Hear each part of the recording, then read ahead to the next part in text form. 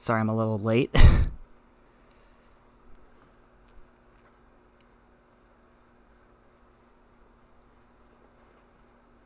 Just logging into the game and stuff, you know the drill.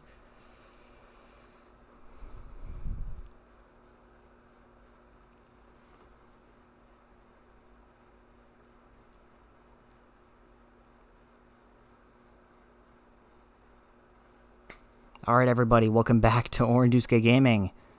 And welcome back to Final Fantasy 14. Oh god, it feels so good to say that after so long. So last time we were in what did we do?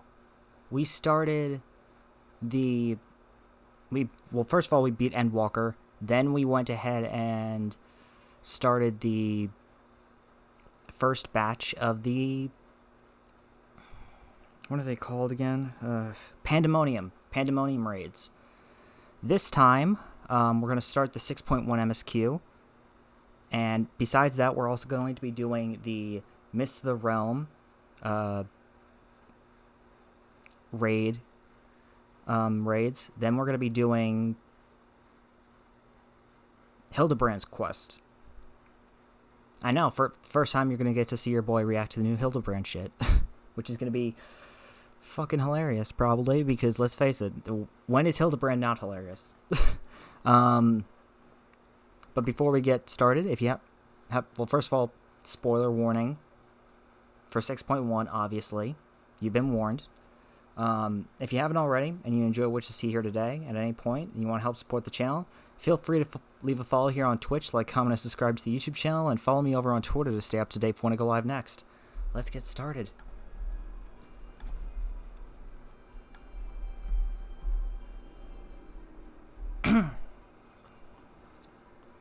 It feels good to be back in this game.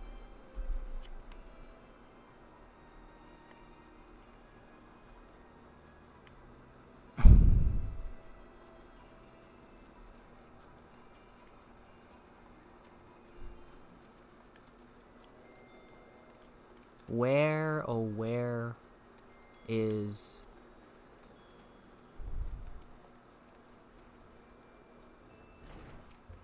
Now here's the Rising Stones. Oh yeah, and don't we have like a Tataru quest? Oh god damn it. No, not the drifting, please. I thought we were done with this horse shit. Orin, how lovely to see you. If you're not in too much of a rush, I was about to make a pot of tea. Would you like a cup? Sure. Take a seat then, and I'll find us something to nibble on as well. It's good to see Tataru for once.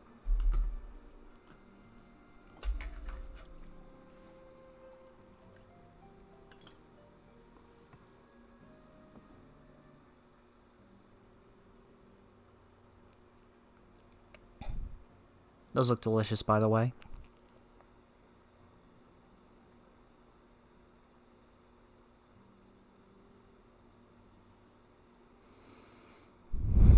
Must be so much quieter these days without everyone around.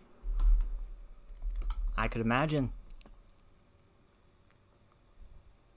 Not that I'm pining for your return, you understand. I have my sources, and I know that each and every one of you is doing well and keeping busy with your endeavors.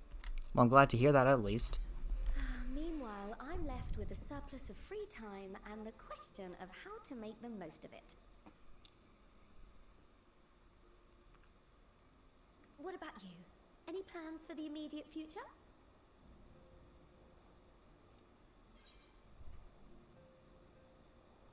A brand new adventure, of course.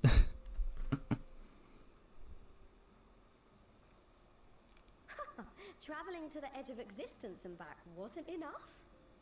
Well, if that's the case, I might have a suggestion for you. Oh, you do now? You fought bravely and selflessly, helping those in need and saving our star from unimaginable threats. Yeah, I have. For your deeds, you've been hailed as the champion of Eorzea and a host of other incredible things. But why not put those titles aside for a while? Acquaint yourself as a simple adventurer adventurer again and travel the world in search of wonder. I don't know about that.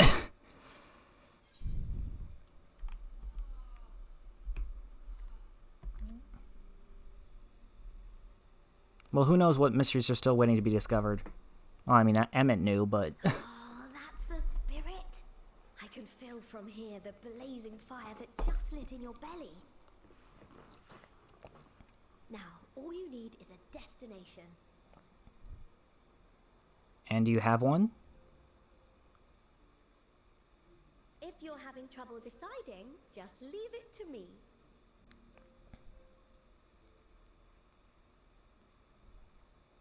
Thavnair. That's where you should go next. Bro, I've already been there. I doubt you were able to squeeze in a proper tour of Rads at Han the last time you were there. What with the burning skies and rampaging monsters and so forth. And I'm sure Vritra would be pleased to see you. Then there's the bounty itself. The Empire's presence in the region was always a deterrent to exploration. So if you've a mind to sail that sea, now's your chance. That's one of the places Emmett mentioned. Experiences you could have.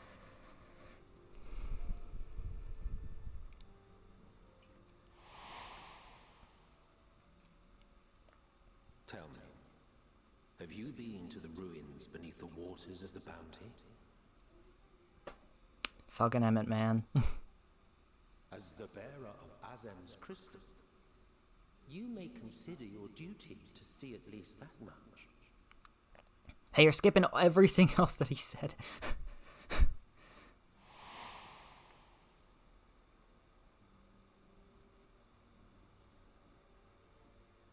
Oh, I know that look. That's an adventurer ready to take on the world. Oh, you know I'm ready. In anticipation of an occasion like this, I was planning to gift you a new set of traveling clothes, but it's still a work in progress. God damn it, Twitch. I almost said Twitter. So sit tight and I'll have the last few bits sewn up before you can finish another cup of tea.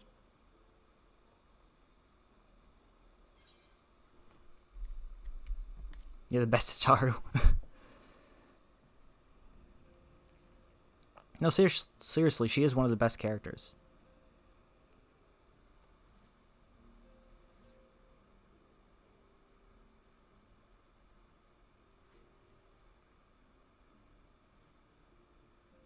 Stitch in here and trim in there.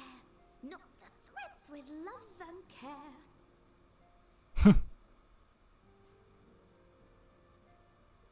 Just a little more to go. I'm sure you're still brimming with excitement. I won with the needle. See how the fabric surrenders to my whims. What is happening? What is she talking about? Don't worry. I'll make sure the lining has plenty of pockets for all your little treasures. I swear adventurers are worse than children when it comes to hoarding every feather and leaf and animal hide they come across.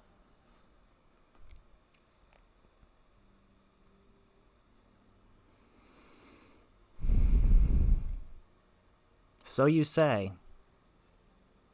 Oh, we mustn't forget the waterproofing. Gods forbid you forget to disrobe before plunging into the sea, or a river, or a piping hot bath. Just falling asleep.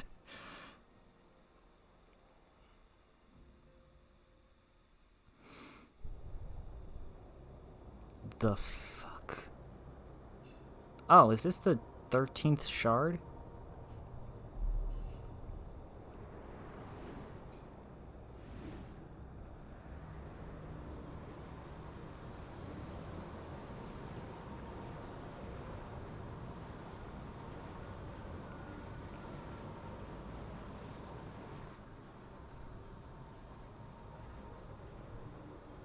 The hell is that thing? And thus I am returned.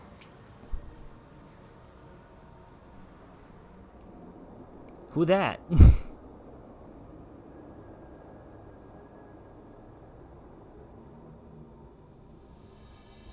Newfound adventure.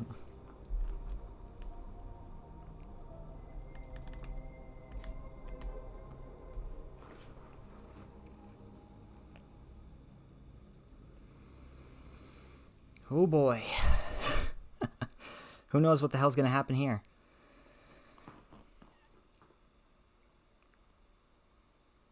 Ah, you're awake.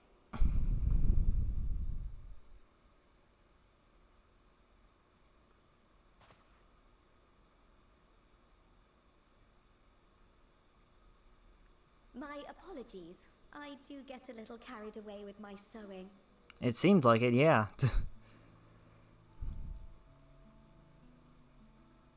You seem awfully cheerful. Pleasant dream? Or are you just looking forward to the next chapter of your grand saga? Either way, I promise to provide you with new apparel, and so I shall. If you'll accompany me to the Diamond Forge, we can put the finishing touches on your outfit. Shall we? Ah, bruh. Go ahead. Lead the way.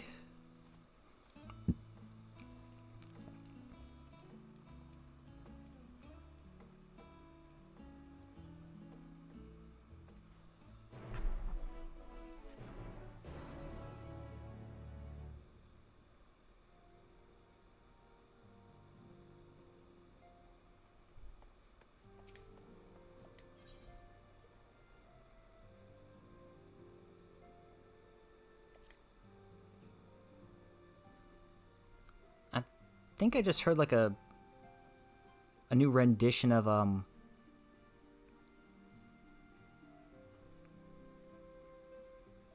the theme of this expansion.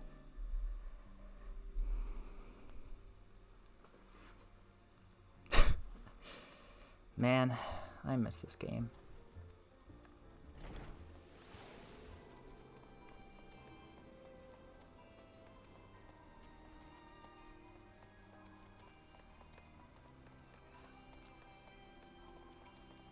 Oh wow, the first quest is called Newfound Adventure.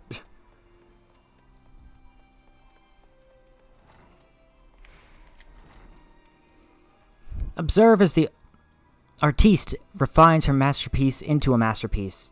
And no napping this time, I only need a moment, you'll see.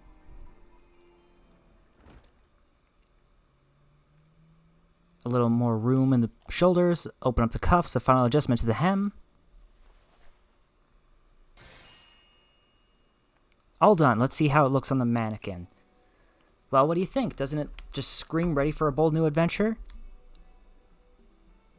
Dude, I love it.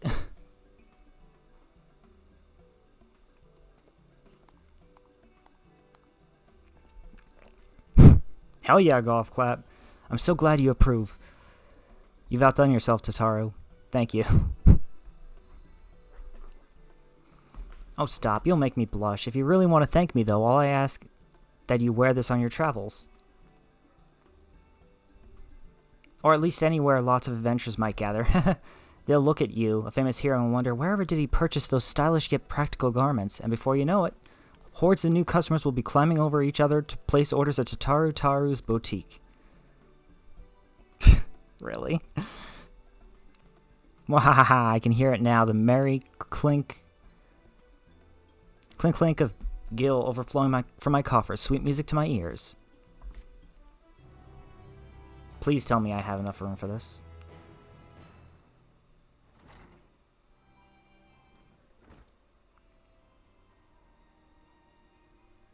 Ahem, burgeoning a merchant empire's side, you must be excited to start a fresh chapter of your life. New places to go, new people to meet. I often wonder how you remember all your experiences and exploits without taking at least a few notes. Oh, maybe you should start doing just that. You never know when some old past detail might become relevant, or if one day you'll take a blow to the head and forget the better part of the past decade. Something to keep in mind in any case. Okay, so this is something that they're adding for new players.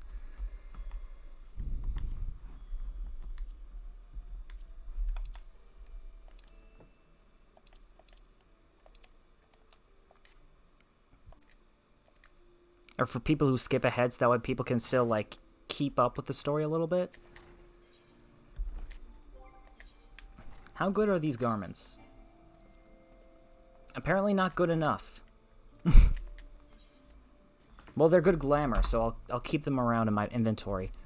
Bountiful Ruins. As the former receptionist and sometimes intelligence gatherer of the Scions, allow me to offer you a word of advice. Do not expect juicy rumors to simply fall into your lap. Adventurers rely on gossip, and the best places to pick up information are taverns and markets.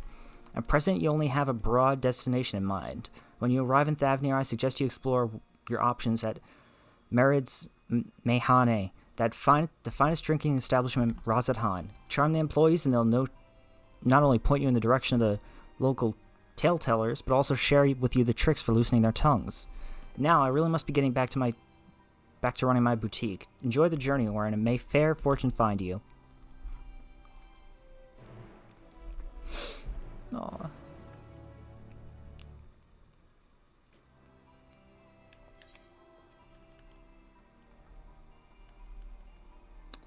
Bro, coming back here is...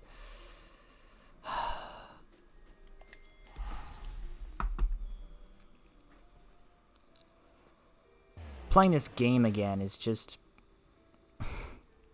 It's not an undescribable feeling. Because, like, I have not logged in till just now. And it's like... This game has always felt like a second home to me, you know?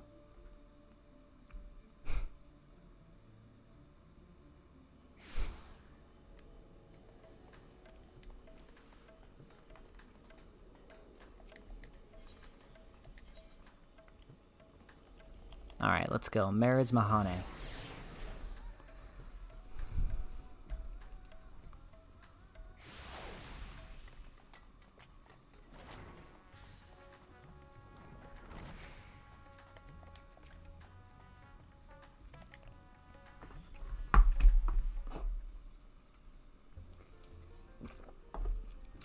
Welcome to Merid's Mahane.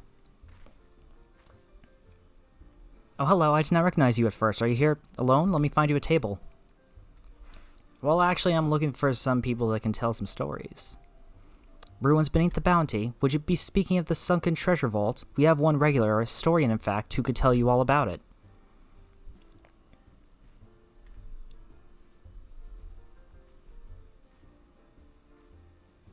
Ah, there he is, Professor Jalheen. I thought I saw him come in. Although a somewhat private sort, the professor is quick to befriend those who share his fondness for the Mehane's unique beverages. Offer him any drink from our selection, and he should happily share everything he knows about the vault you seek, and a few other odd bits besides. Whatever you buy for him is on the house, by the way. If Merid found out I took coin from Thavnir's savior, she would have me scrubbing pots for a week. That makes sense, I guess. Yes?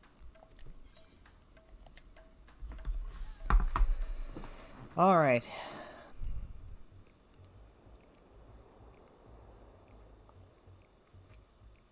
And what may I do for you, my Orwasian friend? Oh, just a friendly chat. How about a drink? Well, I certainly wouldn't say no to a drink freely offered. Here we are, one of Merid's finest. Enjoy. Ah, lovely. Bottoms up.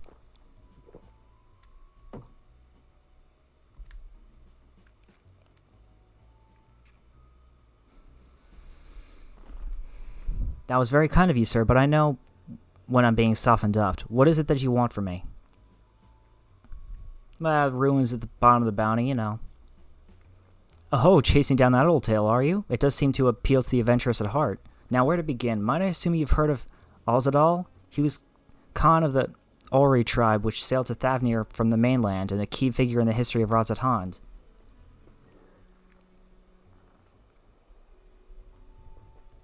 His decision to aid the Arkazadora is what ultimately won them the war against the Gajasura, thus allowing our predecessors to lay the foundation for this thriving city-state. The truly fascinating stories, however, concern his grandson, Alzadal the Third? Is that the third? I can't see from here. Who was known for his deeds as satrap in Razathan's earlier days. Some attest that this man traveled to another world entirely and returned with glittering riches, others that he brokered an alliance with the certain worm of the first brood. Then there is the tale of the sunken vault, the one you seem most curious about. According to this legend, Alzadal III claims a small island somewhere in the middle of the bounty. There he built a structure reaching clear to the bottom of the sea, a deep and secret storehouse, and locked all his worldly wealth within. In the centuries since, whenever a natural disaster or hardship befell Radzat, folk would remember that tale of hidden treasure. Hardy souls would set out to claim their fortune, but precious few ever made it home.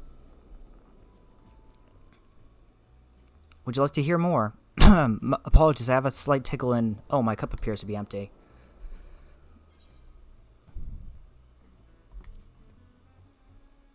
Alright, just get him another round. I see we've reached an understanding. You're a sharp one, adventurer.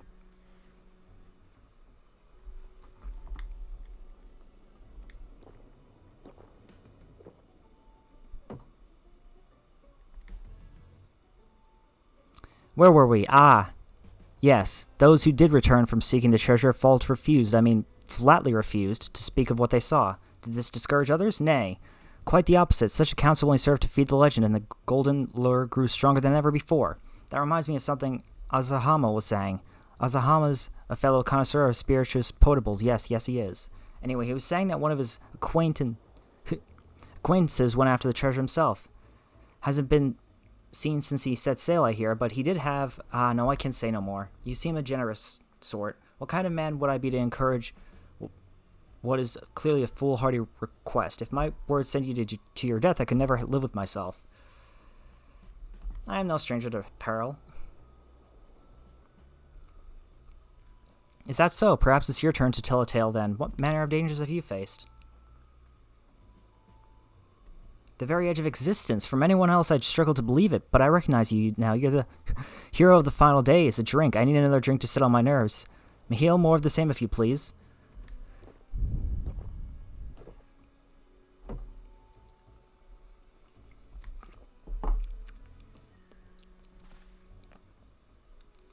Careful there, dude.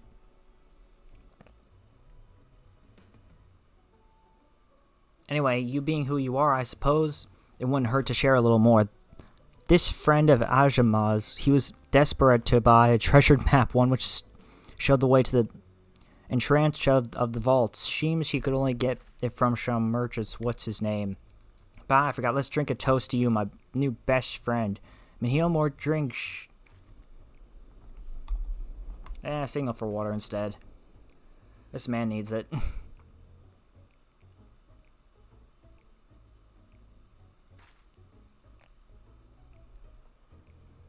Drank a little bit too much there.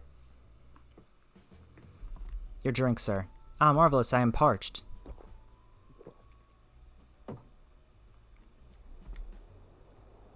That was water. Did you tell her to bring me water? Still, that's probably for the best. Very kind of you, really. My head will certainly thank you in the morning. I seem to have overindulged. I am put in mind of the words of Master Jalzan. Be wary how much of the drink you shall swallow, lest it swallow you. Forgive me, I will subject you to no more of these unseemly antics. If you want to speak with Azama, well, as I said, we share a taste for the Mehane's fine spirits. He probably came in as we were talking. I wish you fortune in finding your fortune.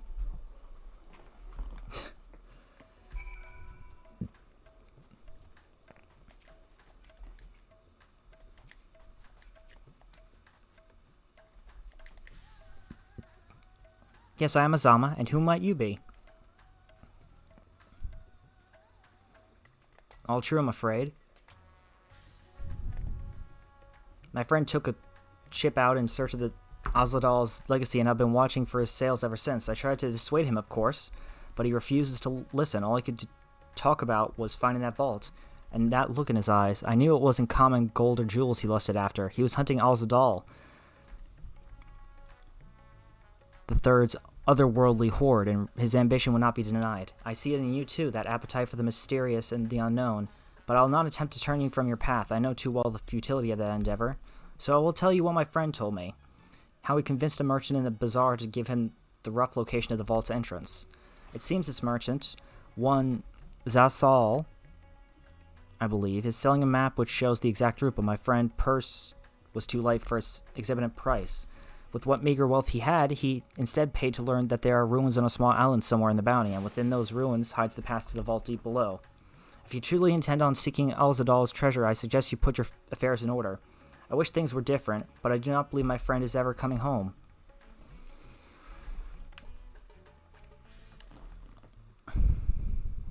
Cutscene.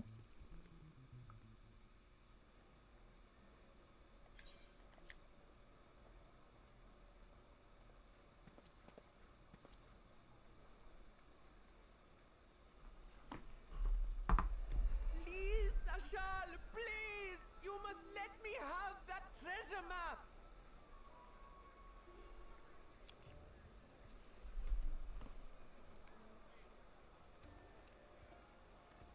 What's all this about? Yeah, what is all this about? Oh, wait a minute, this is a treasure map. I was slaughtered by monsters. My baby sister, still too young to fend for herself. Can you spare us no kindness?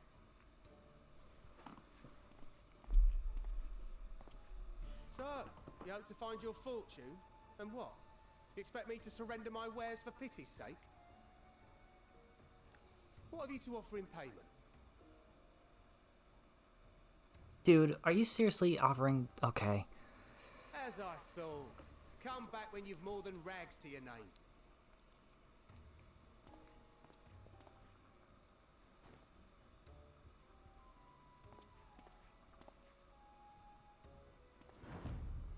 This is no mere treasure map. It is a guide to the vaults of Arzadal III, one of the great satraps of Radzat Han, and a direct descendant of Alzadal Khan. A map to Alzadal's legacy? So he says. A fake I'd wager. Yeah, how do we know you're telling the truth? Fake? The parchment is marked with an arcane glyph of passage. You may find the ruins hidden in the bounty, but you won't be setting foot inside without this in your possession. A priceless artifact it is, discovered amongst the rubble in the aftermath of the final days, and lovingly restored by yours truly. This map is the key to fabulous riches, and I'll be the king of fools to simply give it away. Be glad I am no such king, boy. Your scrawny-eyed had never returned with that treasure alive. Okay, dude. Oh, cruel fate! Why must you tempt me with wealth I am powerless to claim? How I shall envy the one who purchases that precious map! Whatever they pay will be but pittance against the golden hoards they stand to uncover.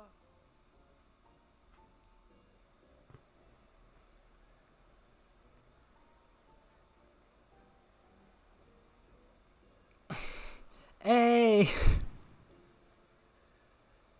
It's fucking Estinian over there.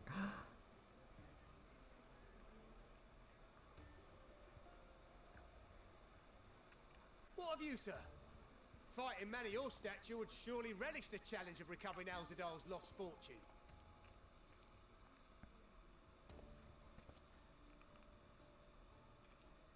A fortune, you say?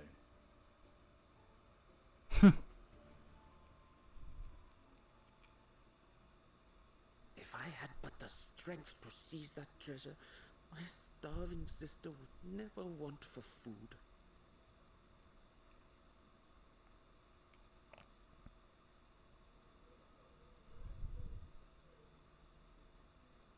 I'll take it.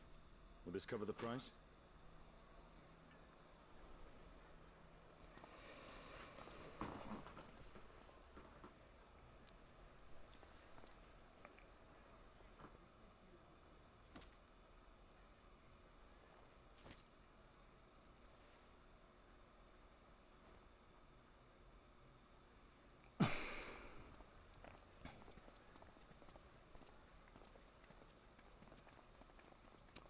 Well, well, well, look who we have here. Well met, my friend.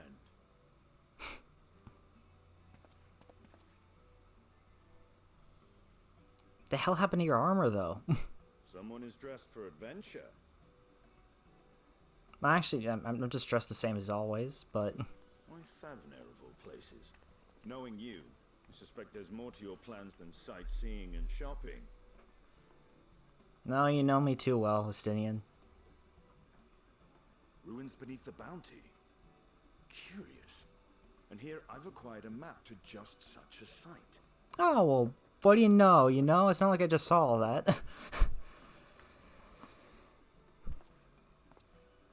With that sale, I do believe I've earned the rest of the day off. Thank you for your patronage, sir, but if you'll excuse me. You needn't mind us.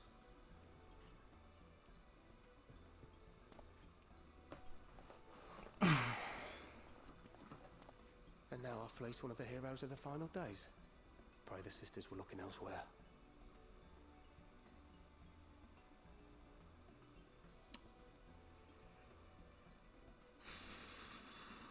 This map may or may not be genuine. Either way, we'll need a ship to find out for sure. Yep.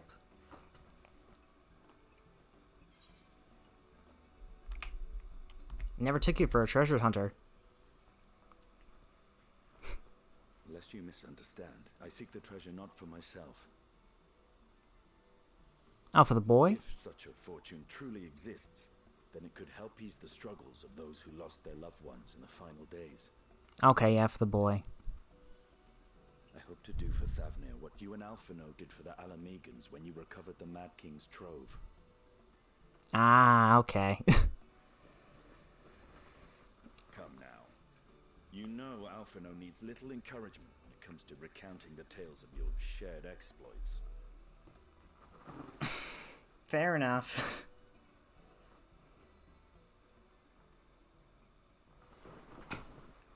Speaking of precocious lads, that boy in the bazaar was clearly an accomplice of the merchant. Oh. Suppose his role was to draw the attention of the crowd and add weight to the merchant's bold claims. Transparent. Actually, now that I think about it, his acting was pretty bad. Yeah, okay. Sister rang true enough. Thus, if some portion of the profits end up in that waif's pockets, then I will consider it money well spent, whether the map leads us to the vault or not.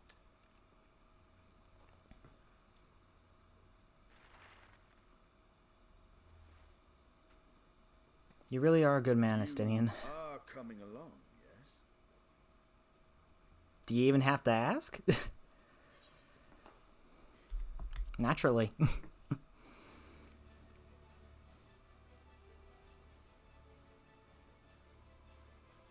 I thought as much.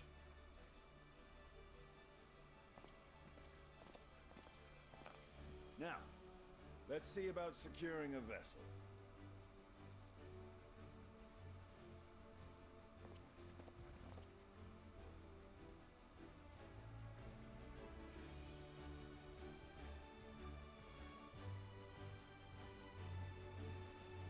Oh, there's the little boy.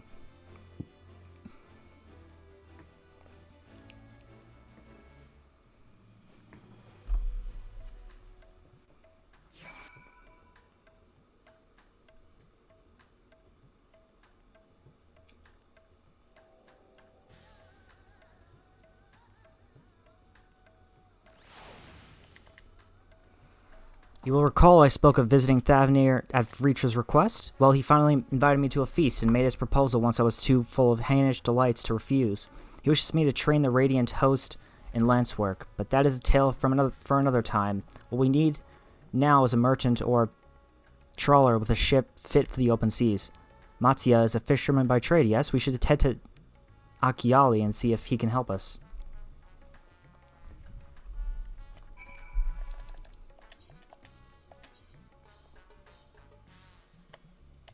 I guess that's a fair thing to ask. But wasn't he a poor fisherman?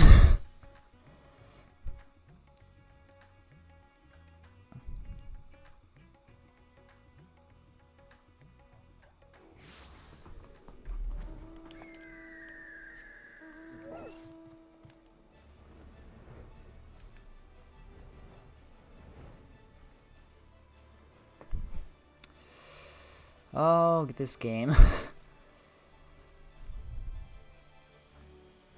I just still can't get over the fact that I'm back here.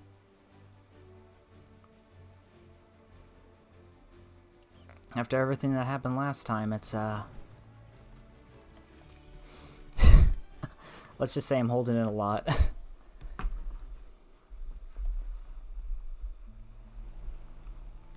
My friends, what brings you to our humble village? We were wondering if you could help us with the boat.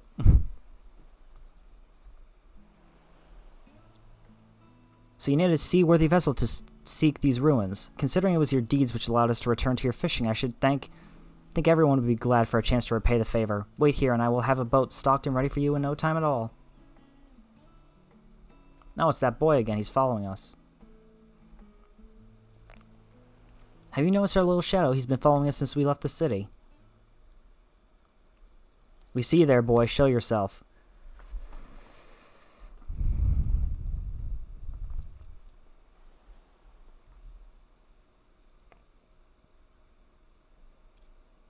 Ah, it is you. Do you know how far out of our way we walked so that you'd not cross paths with some wild beast?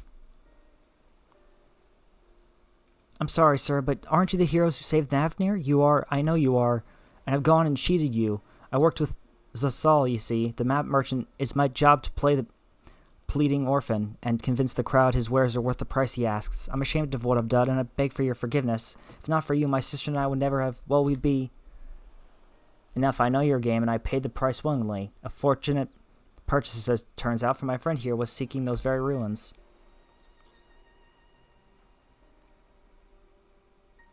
You are kind to overlook the wrong I have done to you, but there is more you need to know. The map you bought is very real, as is the island it shows. I overheard Zazal selling the information to another customer. He told that man where he needed to search, about the ruins, about the vault, about everything. Then the man sailed out to find his fortune, never to return. You cannot go alone to that place. You should have more friends with you, maybe even a whole army. I do not doubt the ruins hold danger, but I assure you, between the two of us there is little we cannot overcome. Please, I cannot bear the thought of... We could invite our comrades. That we could, and assuming we do find this treasure hoard, it may prove wise to have more hands along for the carrying. Any ideas on whom to approach? The signs have scattered far and wide since our last gathering.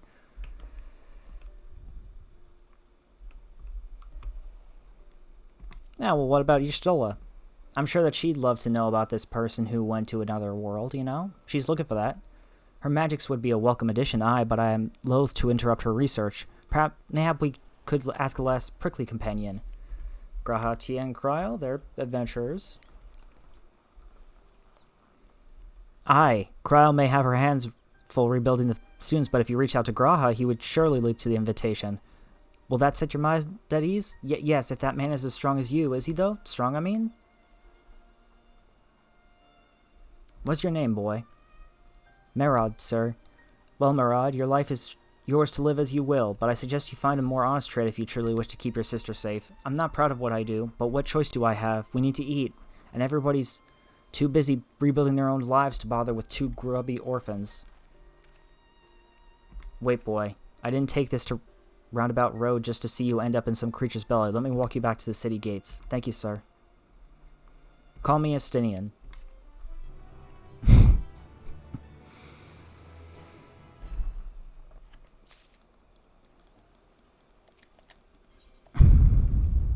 I shall leave you to recruit Graha. He'll appreciate the invitation that much more, I'm sure. As I recall, he was based at the Annex. Somewhere there ought to be able to point you in the right direction. Let us be off too, Morad. Do me a favor and don't stray from the path.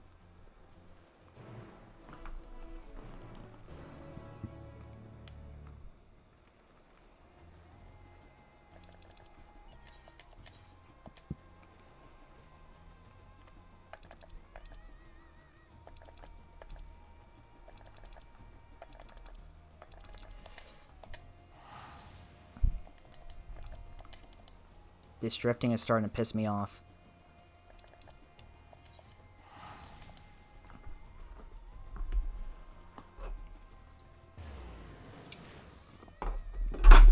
Yeah. Shit. I'll be right back.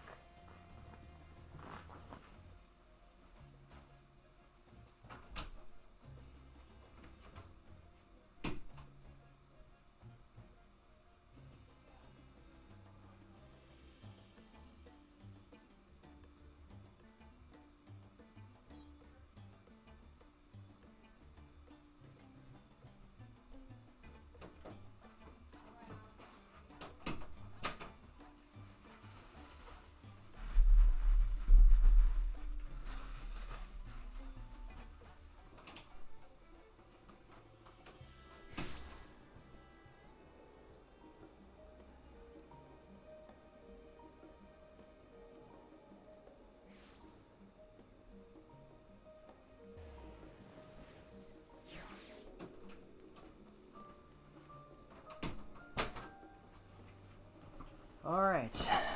Sorry about that. A sudden spillage.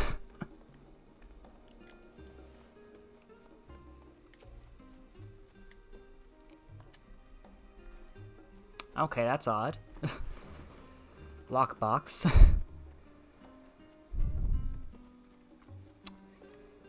Ah, Charlian. Feels like just yesterday that we went to go from here up into the area of the final days. Oh, look who it is. Welcome back, Horn. What might the students do for you? I'm looking for Graha. Graha? Yes, he's in the main hall with Mistress Kryl. They've been holed up in there for days. By all means, go and give them an excuse to take a break.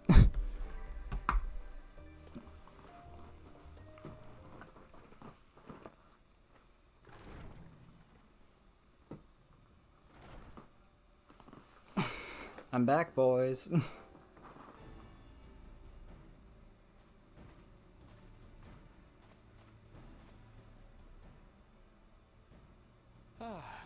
Urgica, my good man. Would you be so kind as to... Oh, isn't this a pleasant surprise? Hey, how's it going, guys? Word ahead. I thought I was having visions for a moment there. Nah, you're fine, Graha. How's the restoration of the students coming along? Slow and steady. Raha and I have been compiling old records of the students' activities. We located several accounts in the archives of Numenon and added them to the collection we recovered from the Isle of Vow. Numenon? And judging by the progress we've made thus far, sorting this pile will keep us occupied for days to come. Well, great, because I'm here to take you away from all that shit. What brings you to the annex, my friend? Surely you haven't come all this way just to watch us shuffle dusty papers around?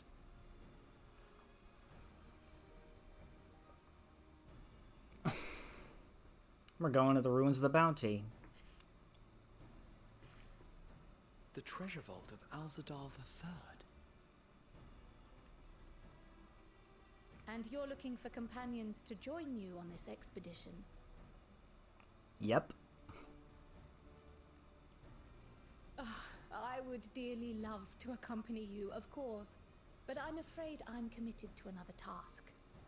On the subject of which I had hoped to ask for your assistance. Oh. Oh no.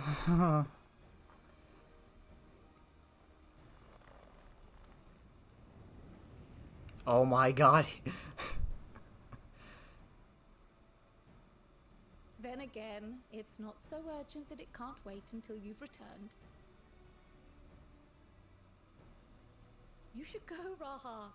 I'll stay here and mind the shop, as it were. Are you sure? I'd hate to leave you short-handed. I'm sure. Just try to be back before too many moons have passed. Well, I guess we're off on another adventure already.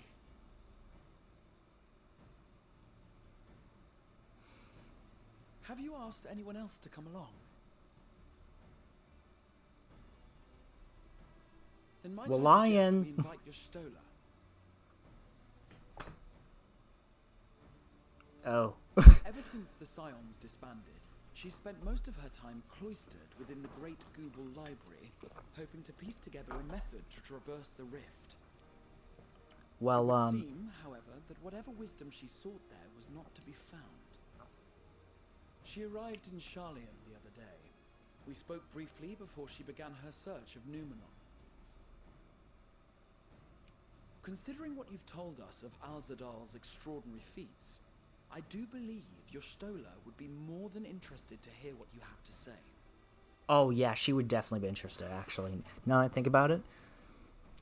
Like she has a Hrothgar with her name. Then let us head to the archives at once.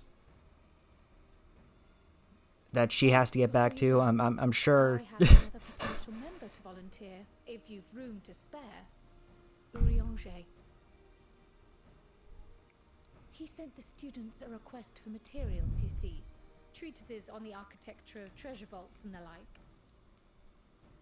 Oh.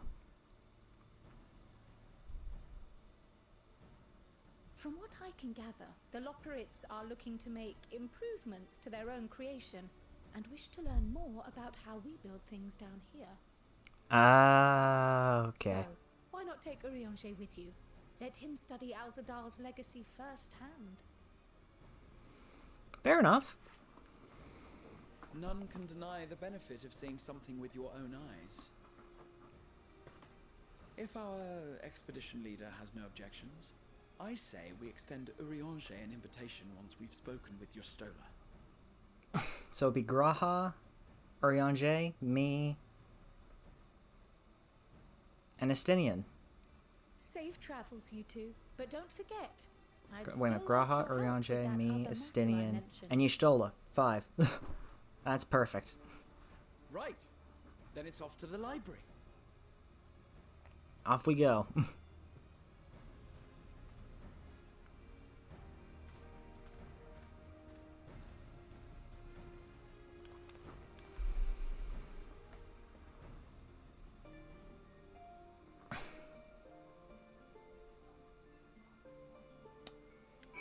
I think I know what's going to happen during this meeting. I saw something on Twitter, like when it was just like a GIF, but it was of Y'shtola in the library. So I think I know what's about to happen, but I could be wrong. I could be completely wrong, but I know I'm probably not.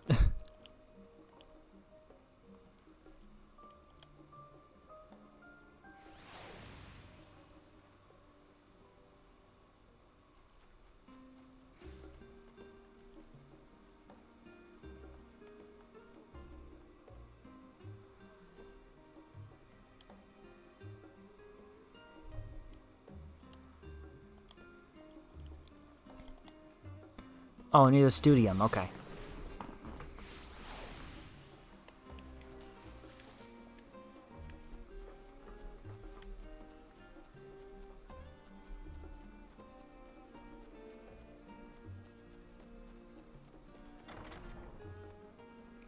And don't worry about the lag, guys, because the lag is about to end soon, so... Or at least I hope it does. In which case, I don't know what the fuck's causing the lag, because, you know, Sunday we get the new computer. So,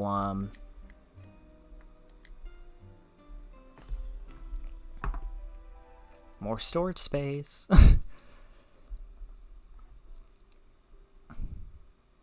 Oh yeah, this is the meme that I saw on Twitter. Okay.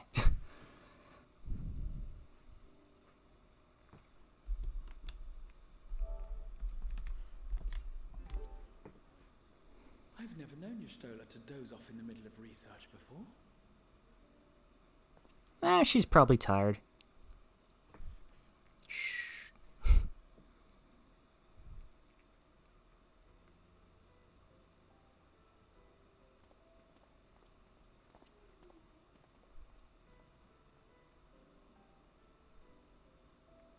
So we're just gonna sit here and wait for her to wake up.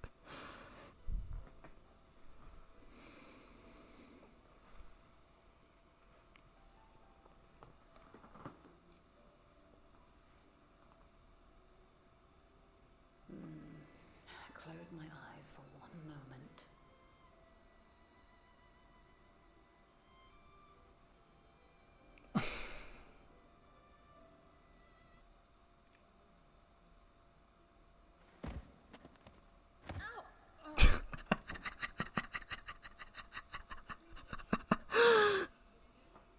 How long have you two been here?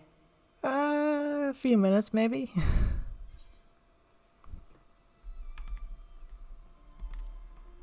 We didn't want to wake you.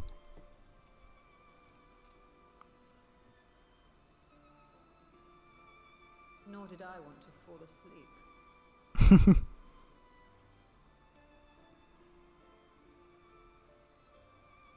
I must have been studying for 2-3 days straight before exhaustion finally claimed me.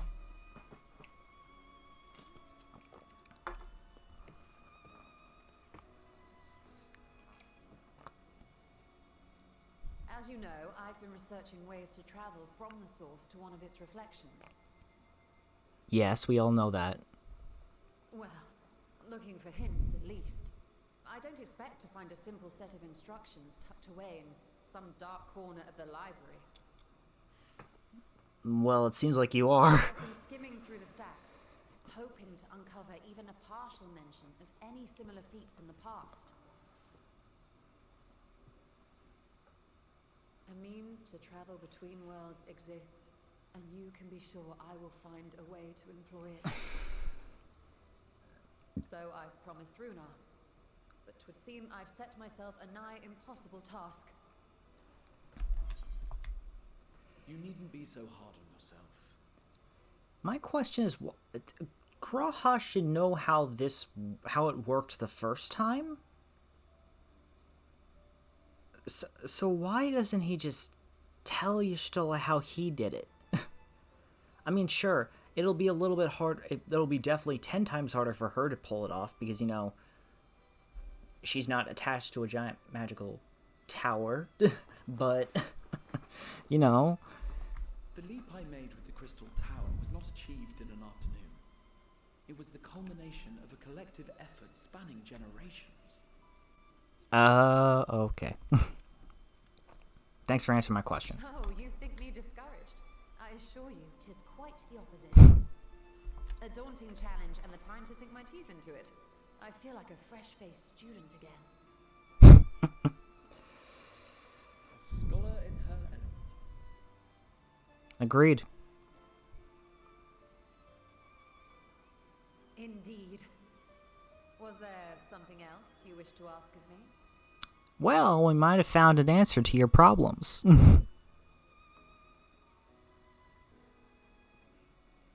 Alzadal is no minor figure in Harnish history, and much is known about his family. But this is the first I've heard of a descendant surviving a trip to another world. Yep. If those tales are true, then he may have left behind some clue as to how it was accomplished.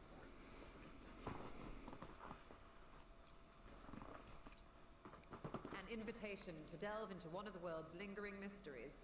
As if I could refuse. That's our Y'shtola, all right. And whence do we embark upon this expedition? We gotta find Urianger first. By ship.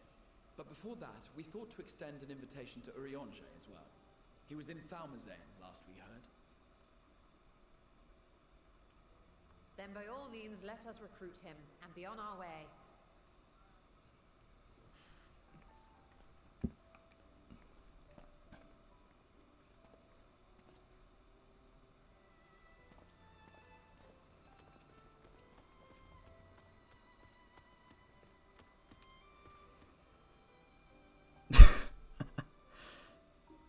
Wait a minute. The little Vivi with the hair. Fuck. What was that?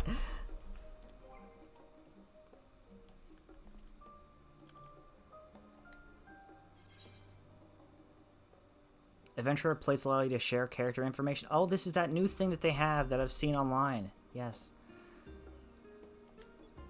I will edit this soon. Probably when my computer isn't shit. I'm sorry, not computer. I meant to say controller isn't shit.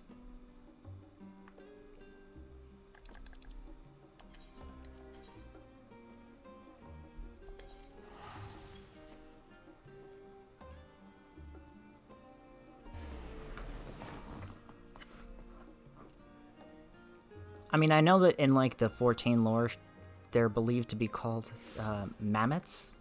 That's what they call them? Mammoths? Like dolls?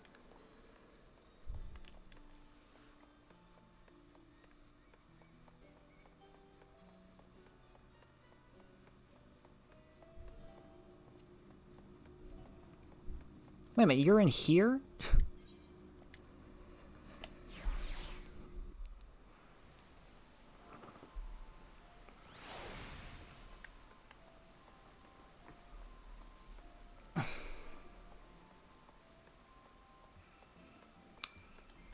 So yeah, I think the next time that we're gonna see the Pandemonium stuff is probably going to be 6.2 maybe, or 6.3. I'd say my bets are on 6.2. And then they ended in 6.4. Yeah, it sounds about right. To what they did last time.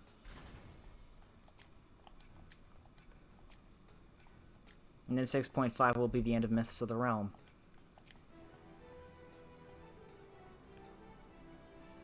Ah, the Ragnarok.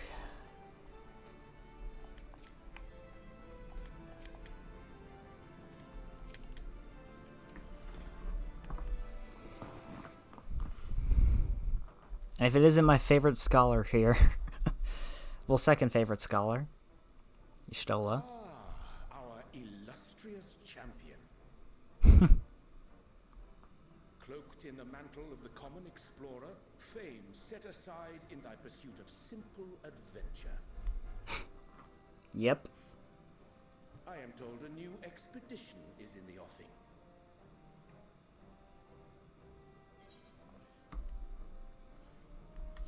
It's good to see you well.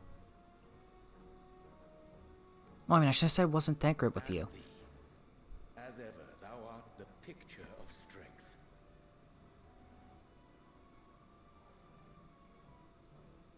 You've been keeping yourself busy, I trust? Yeah, where's...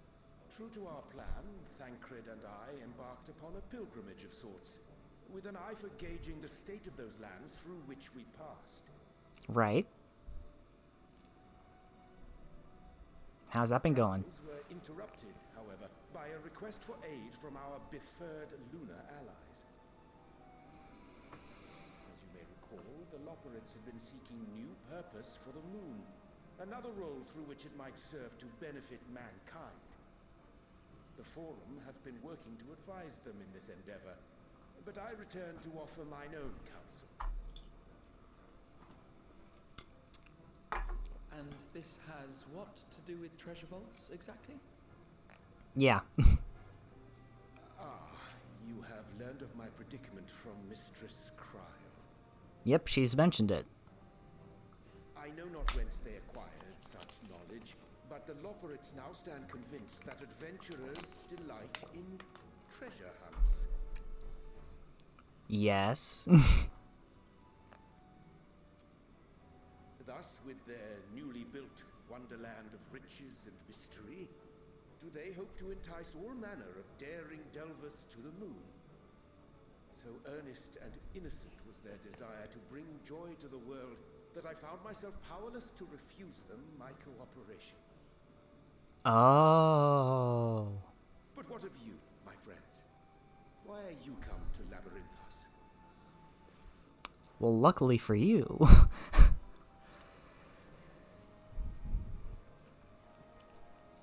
Fascinating. This is indeed a most fortuitous opportunity. You better jump at it. I should be honored to Offer's accept not thine invitation. gonna last forever.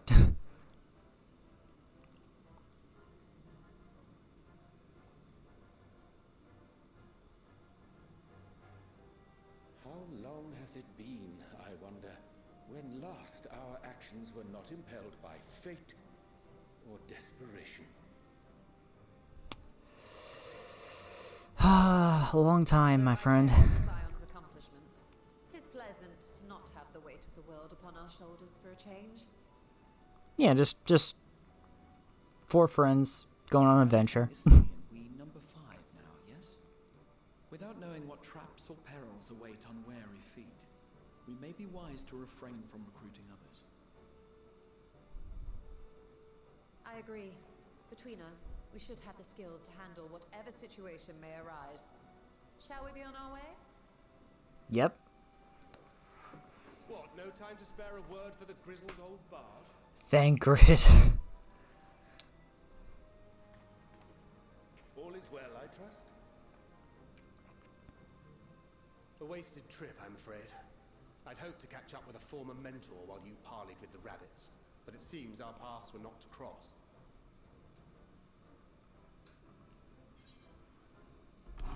How was your pilgrimage?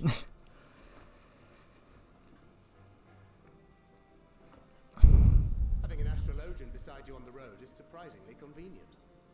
And it doesn't hurt that he's making strides with his light-hearted banter.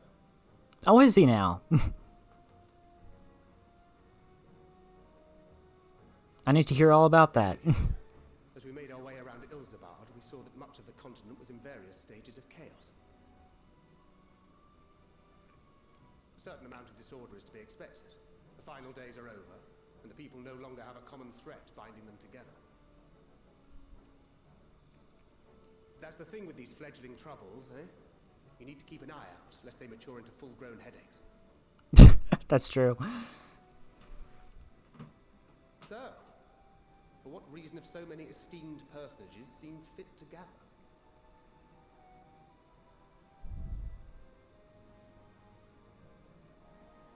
Beneath the waters of the bounty, you say? I see you've already stolen away my traveling partner with the promise of unexplored ruins and scholarly glory. Ouch, you wound me, sir. It is not for mine own indulgence, but rather the fulfillment of my commitment to the Loporrits. Ah, of course. And if you have a Stinian rounding out your group, you'll likely have all the members you need. Feeling left out? I could put in a good word for you, if you like.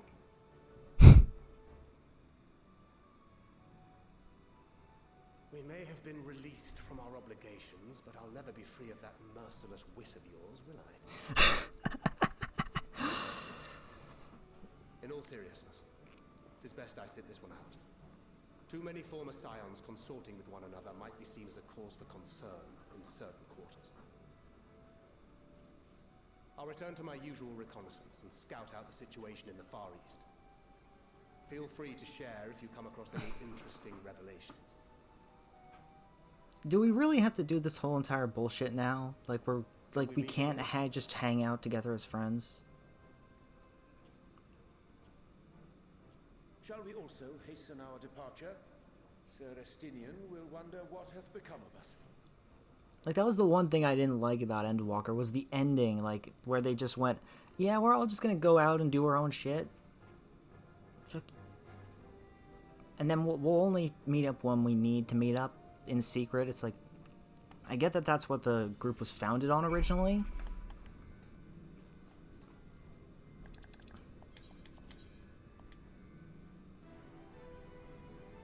But for God's sakes, man, I think we're a little bit more than just that, you know?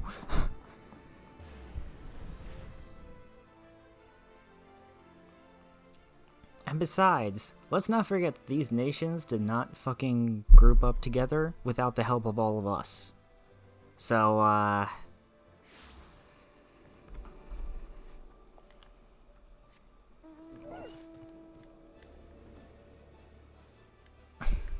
they may be having no issues now, but they will in the future. I know they will.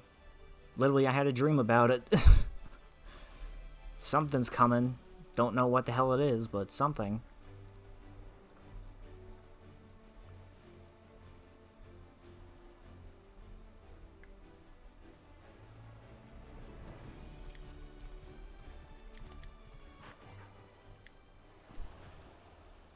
I send you to recruit Graha and you return with an entire survey party. I hope Matsuya's boat is sturdy enough to carry us all. What he means is we are grateful for the use of one of your precious fishing vessels. We are more than glad for the chance for you to provide it. I ask only that you take care to steer clear of the reefs and the shallows there. I will keep an eye out. I will take the pancakes, yes.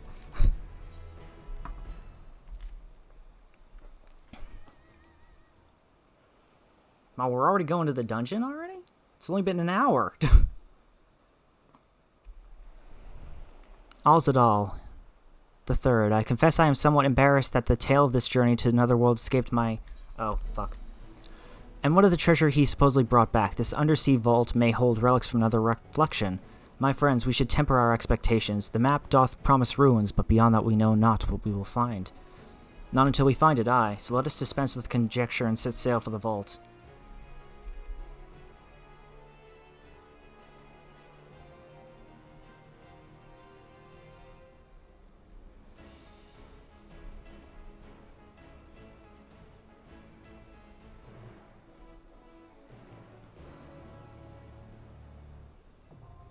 Alzadal's Legacy. We've already unlocked the dungeon.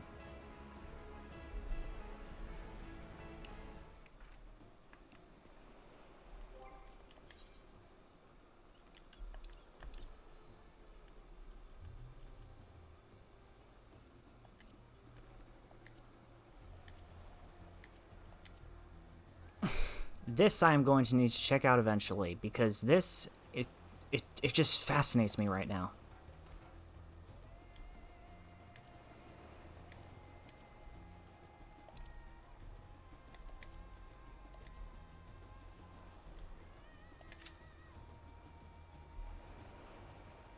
Less than 5 minutes. Okay, great.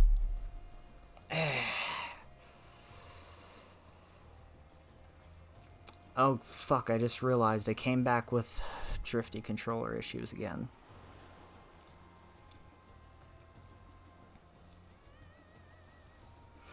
Great.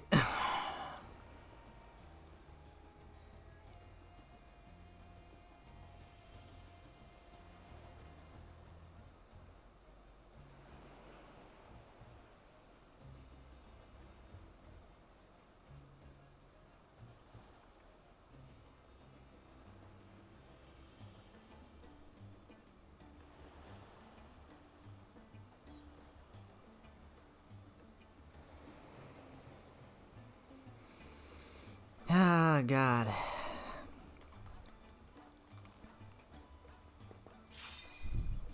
Up, here we go.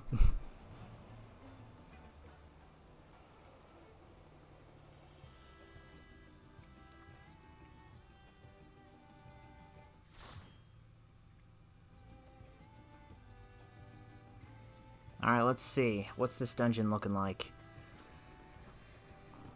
I have a basic idea, but I don't know everything. And also, we're throwing one of the checklist pieces off of the board already. The Ruins of the Bounty.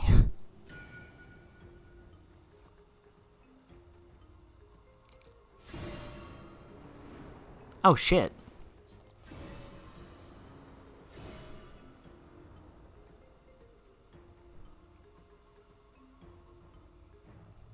And here we are, Alzadal's Legacy.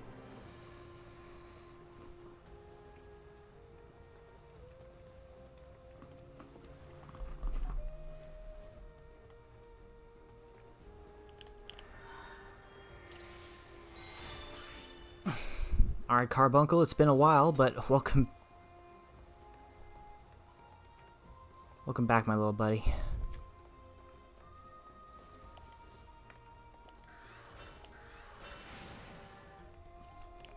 Ah, for fuck's sakes. Okay, fine.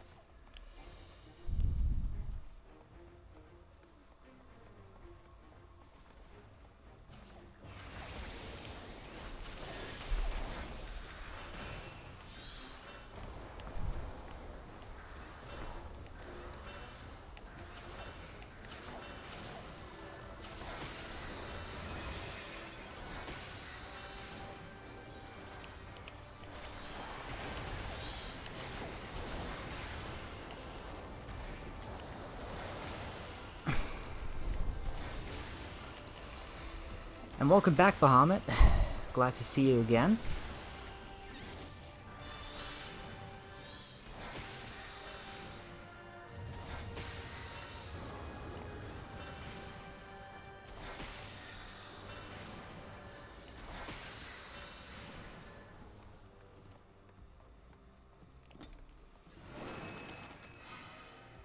Oh wow, holy shit.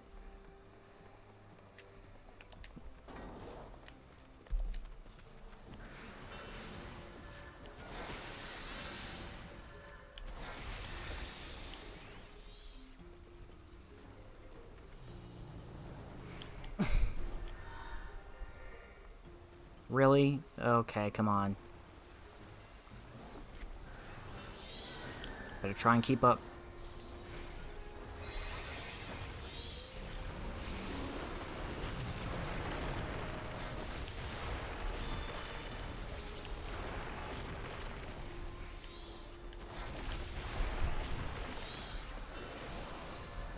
Alright, Alzadal's Asiatha? That's a fucking name from Malboro if I haven't seen one.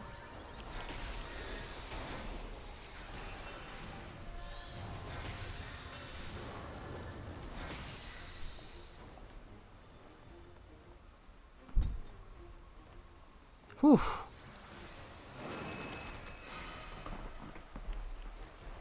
Whoa, that's cool.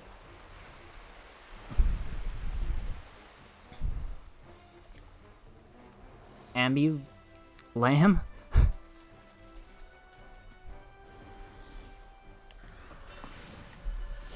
I'm just gonna stay over here on the sides, that way I don't get anybody killed.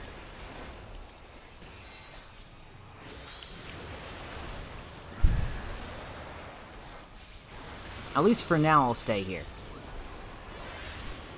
I'll move if I have to move.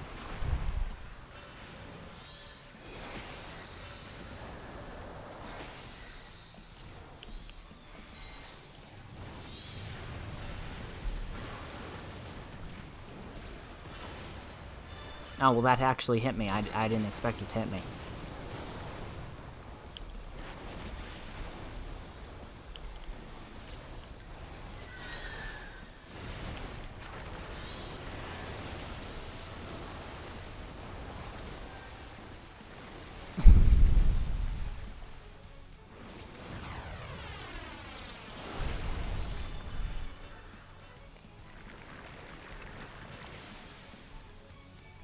Oh, fuck. Quit moving up.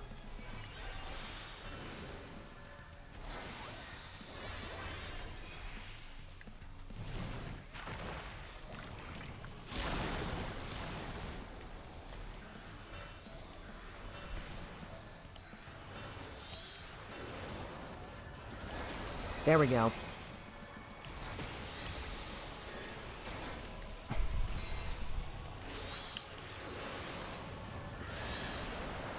This is actually one of the easier bosses, I'd say.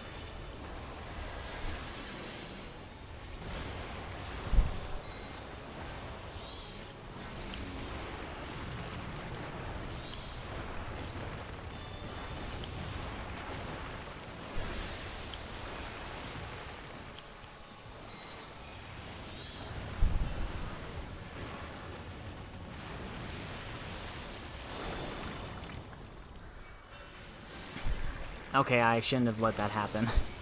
That was my fault.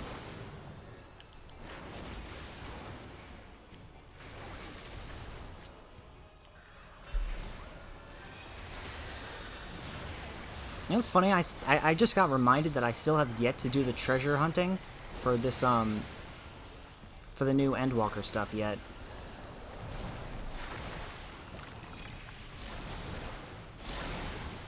And I got in too early.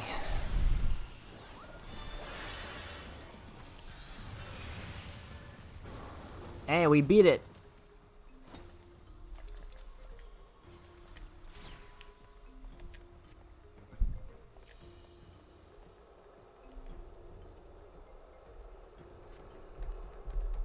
We'll be...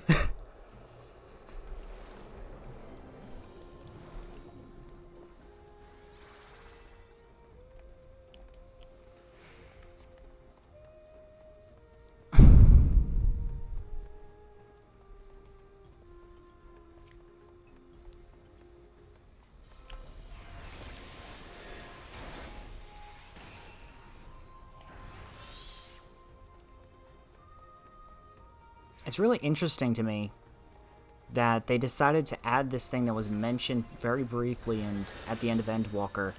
That I thought, oh, this is going to be like a place that we go to, right? Like in the next expansion. No, we're just going... It's just a dungeon that we're going to. It's like... Oh, well that, a little bit disappointed, but not that disappointed.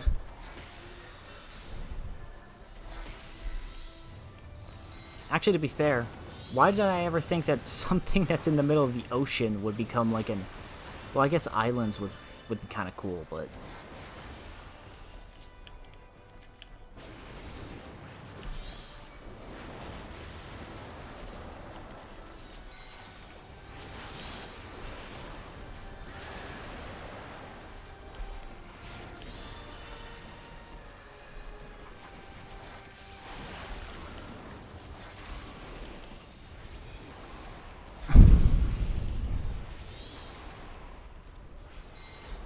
Alright, Titan, you're up.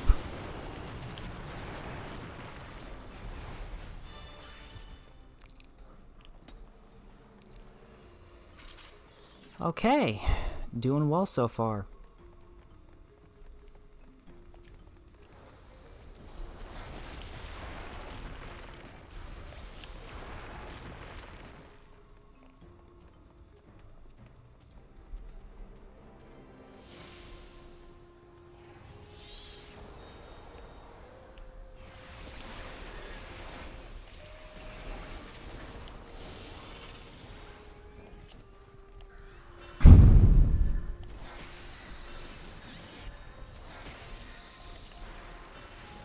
At least I can use Ruin from over here.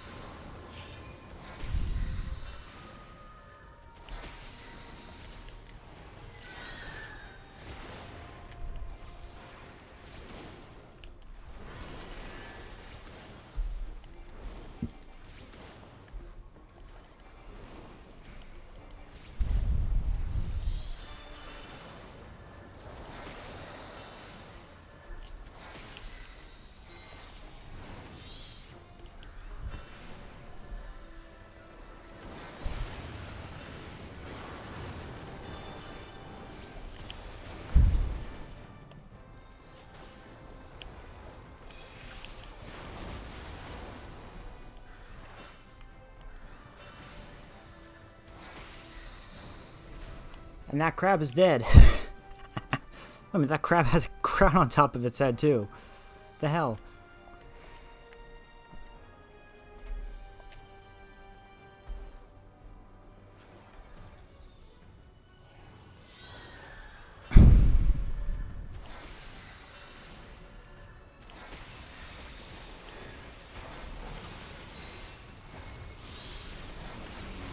Man, I'm really excited for the realm of the...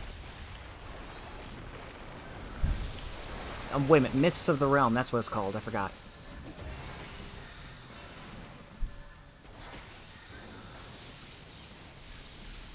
I saw this mechanic in the trailer, I'm good.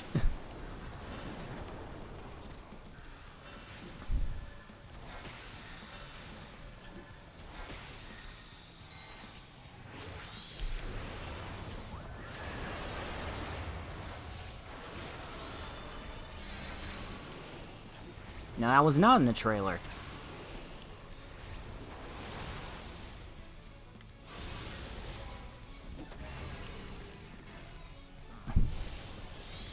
I don't like what I'm seeing. Okay. Goddamn game. Well, not goddamn game, goddamn controller. That's what I should be saying.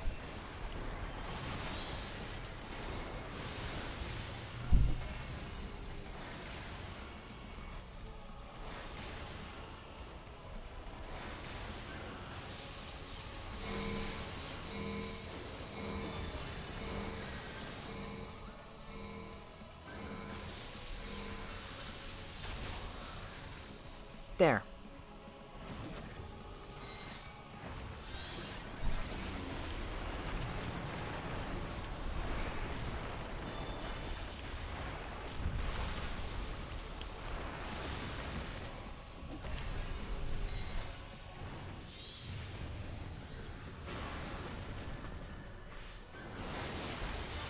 Oh shit, I forgot about the lasers. Somehow I lived.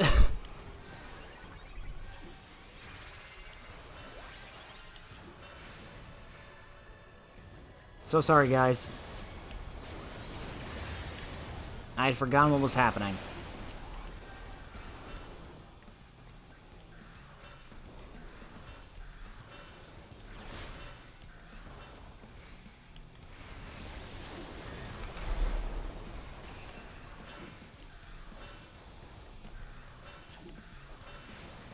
Game, fucking let me attack.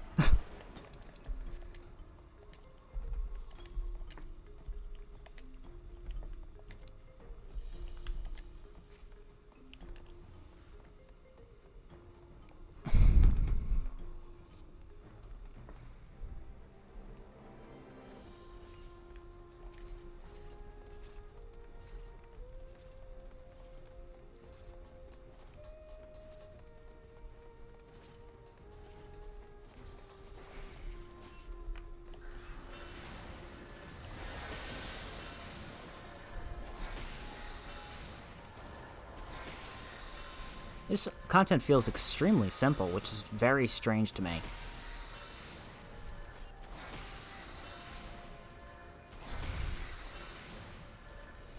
You know what's funny?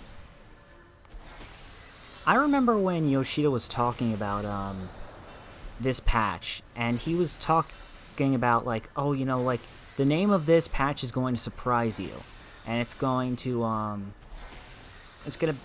be very funny. And I'm like,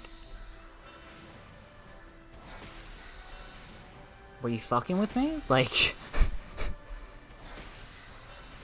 a newfound adventure, that's not really that funny. It's just kind of, okay, yeah, that's kind of obvious, I guess, but I wouldn't call it funny.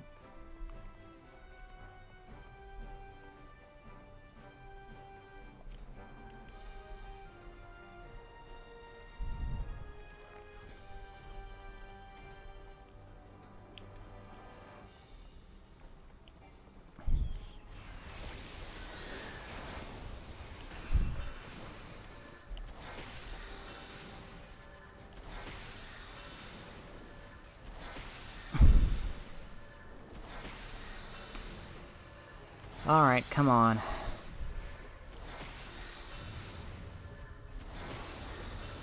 We're really using mimics.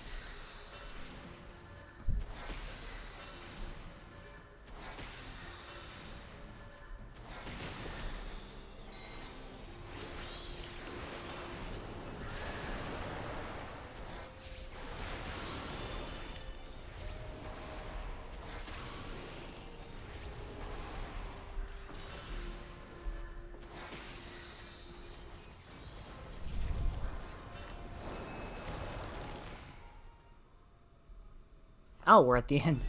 This is the last,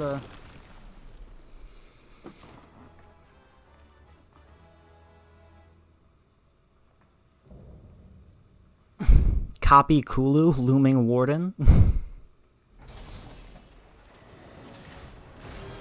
Now, this is the thing that I saw spin everybody around in the trailers.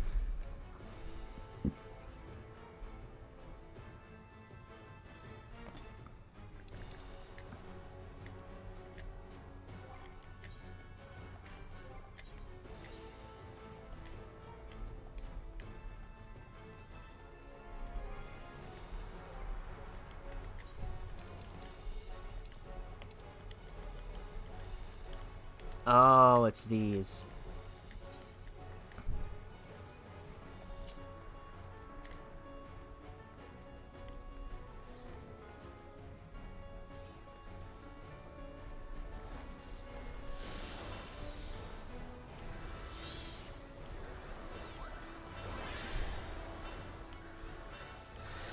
Fucking hell. Just let me attack. Thank you.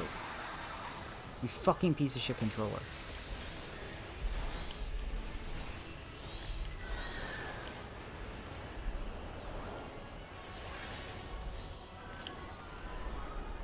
Oh, here's the spinny thing.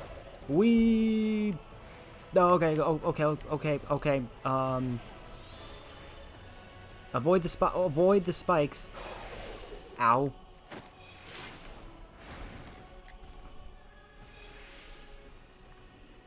I didn't even get to use my other move as Phoenix.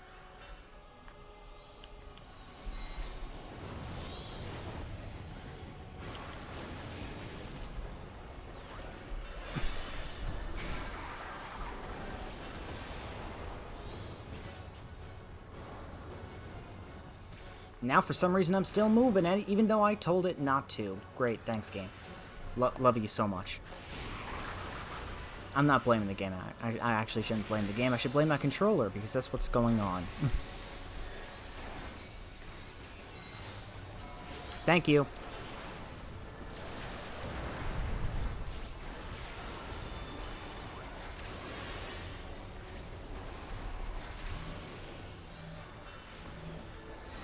You know what's funny? When Endwalker first came out, I heard rumors that they were going to get rid of the ability for the healer to pull the party members, and I was like, oh, fuck, that's fucking stupid. Then again, I do hear that people use them.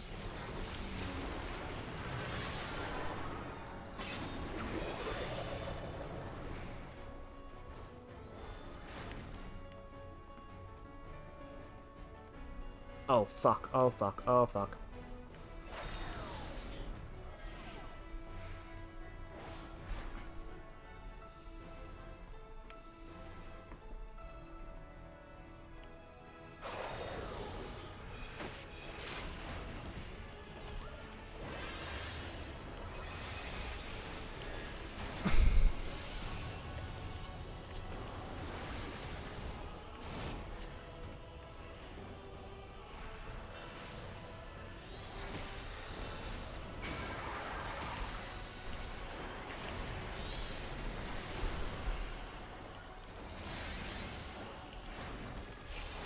Come on, we got this.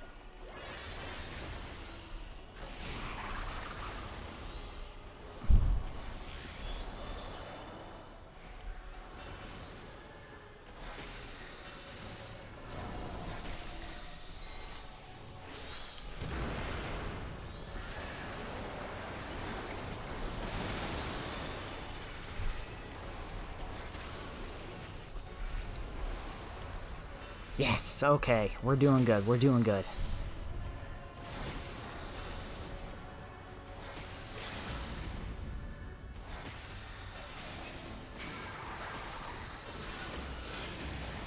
Yes! First try, baby.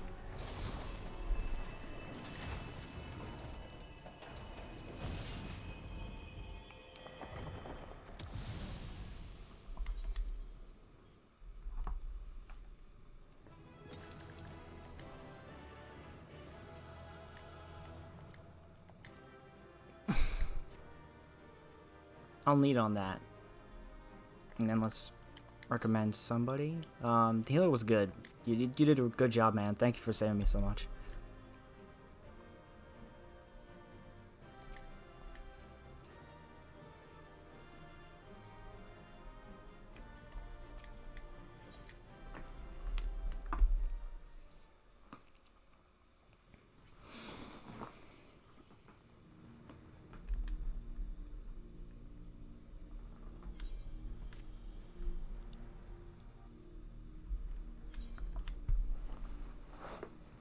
Alright, let's see what we find out here. What have we here? 'Tis not unlike a Hunnish alchemical furnace in design. Well, there is one way we might find out.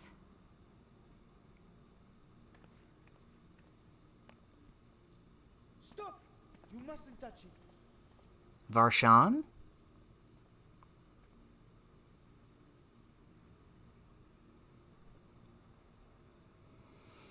Vritra! Oh, my apologies. Should I continue calling you Varshan? You may address me as you wish. My nature is no longer a secret. That is true. Still, this is not a setting I imagined for our union. Surely you've not entered these ruins as common looters. Would that we could deny your accusations, but I fear you're not far from the truth. Great Vritra, Might we beseech thee to explain the nature of this strange contrivance? Yeah, what is this place?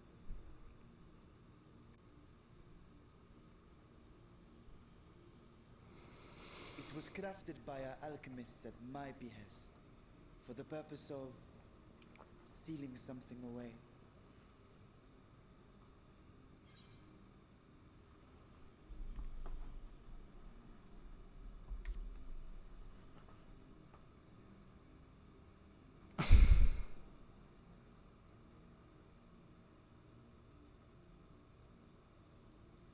Perhaps I should simply show you.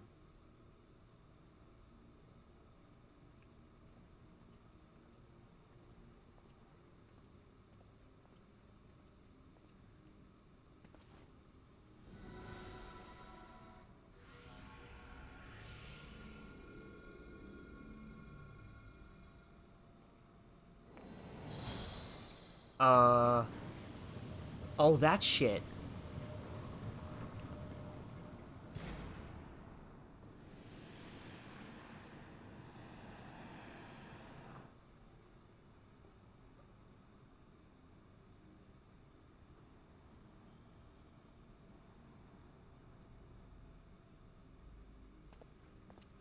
I have lifted the seal, if only for the moment, by an authority only I possess. A planar fissure? No, my friend. Small though it may be, this is a functioning gate into the void. Oh no.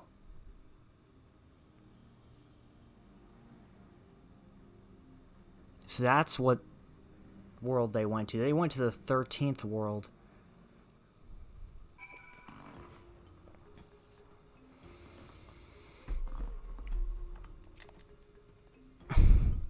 Void gates and fissures are much the same thing in practice, in the sense that both allow passage between the source and the 13th. The difference in terminology refers to the circumstances of their creation. A fissure is an incidental tear in the fabric between worlds, whereas a void gate is in the product of deliberate action. I suspect this is the latter, judging by the elaborate mechanism put in place to control it. To think that our search for material riches will lead to the priceless discovery, that swirling emptiness, it puts me in mind of old friends, not to mention the old foes.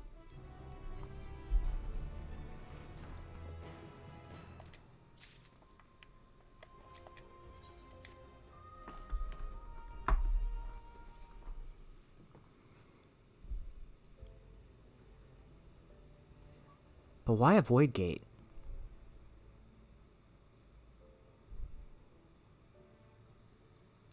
I must admit, I am deathly curious to know how a void gate came to be hidden in the depths of these ruins. Indeed.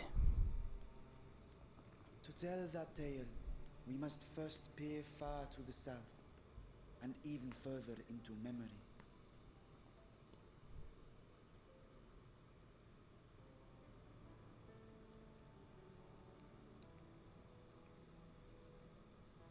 An age 5 millennia passed when the Algan Empire sent an invading force to the shores of Meracidia. The southern people rallied around the commanding figures of Bahamut and Tiamat and fought fiercely to repel the would-be conquerors. Yes, we know this. With Bahamut's defeat, however, the tide turned against them. Desperate to seize any advantage, the Mercidians resorted to summoning primal entities. Yes, we fought those people. In response, Emperor Zande forged a covenant with the Cloud of Darkness, sovereign among the all-devouring denizens of the Void. Thus bolstered by icons on one side and Void Scent on the other, the two armies clashed in a battle of unspeakable carnage. So much death. So much loss. Mm-hmm. I consider myself well versed in that period of history, yet you speak as one who witnessed it happen. Indeed, I did. I heard Tiamat's roar of defiance and sped toward that war-torn land. You did.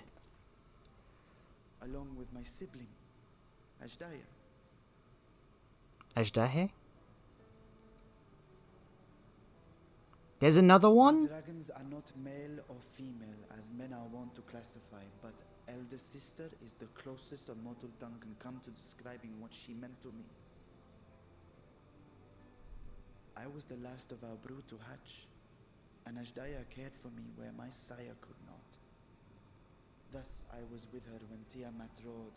I was with her when she journeyed south, and I was with her when she fought against the Void-sent hordes.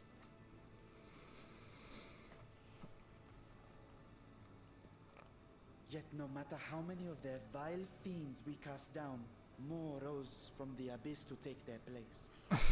Faced with an unwinnable war of attrition, Ajdaya risked her all on a final gamble. And that would be? She plunged through the void gate itself to strike at the root of their strength. It didn't work though, did it? I tried to follow in her wake, determined to lend what aid I could. But even as I came upon Alag's glittering tower, I saw the rift close behind her. And Ajdaya has been lost to us ever since. I find I must retract my earlier claim of historical knowledge. Nowhere in the Crystal Tower's archives did I see mention of such noble sacrifice. That does not surprise me. To Allagan eyes, it must have seemed as if a lone dragon, driven to madness, simply dove through the gate and did not return. Oh, okay. For my part, I spent long years searching for the means to reunite with Ajdaya. Until I could search no more. Until Alag was dust, and the art to open a void gate large enough to accommodate a dragon forever lost. Oh, so you tried to... Okay. Yet you have the beginnings of a gate right here, under the control of a harnessed device. My discovery came before Radzat Han was founded. Though I scoured the lands for a method to cross the rift, it was beneath the sea that I chanced to find a natural planar fissure. I see now. It was, however, far too narrow to admit a worm's bulk. Only after our city rose upon the rock, and I could enlist the aid of our talented alchemists, did matters take a favorable turn. Their dedication was beyond reproach. Tirelessly they worked to expand the fissure, and after decades of toil, it finally grew to a size that a child might pass through.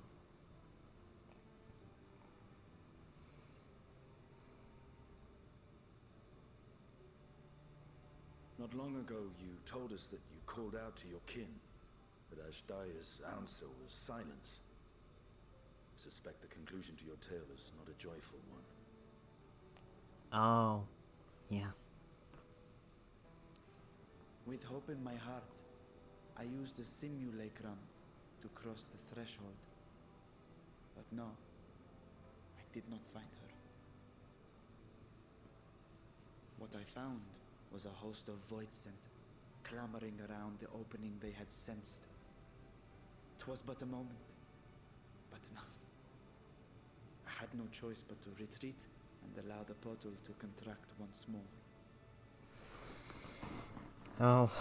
The gate was a threat to your people. You had to decide between endangering Radzat Han and abandoning your sister. You chose the latter. Wow. 'Twas not that thy sibling scorned thy call.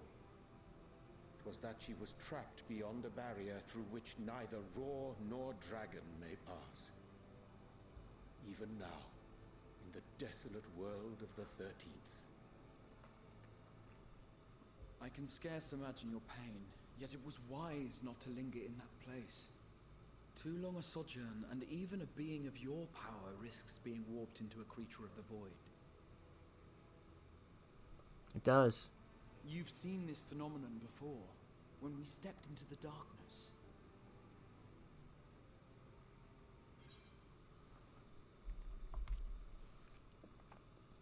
I remember when Nero turned purple. As did I. Were it not for Une and Doga, or Nero for that matter, we might never have made it home. Do you remember what happened to Nero? How his wounds allowed the Void's corruption to enter his body and twist his ether? Had it been allowed to progress much longer, I presume he would have been fully transformed. Then there is little hope for Ashdaya. Ah, no. I hadn't meant to. I speak only of possibilities. The scales of the First Brood are extraordinarily resistant to ethereal fluctuations. They are the protective talisman's core components after all, and even the corruption I described would struggle to overcome. Of course. With the warding scale in one's possession, one could conceivably survive a stay in the 13th without being warped by its energies. Maybe. Be that as it may, it is too late to rescue my sister. 5,000 years too late.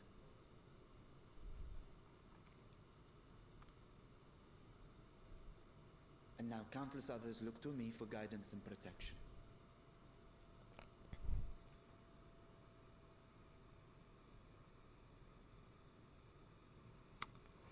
He's got a point. He's let it go, essentially. When I sensed intruders in the ruins, I came only to ensure that the gate remained closed. That, and to secure the treasure, of course.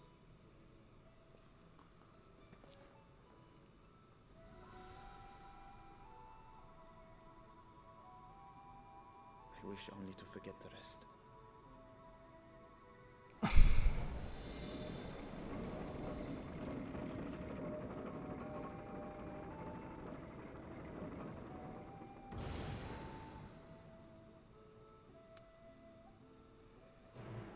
Wow.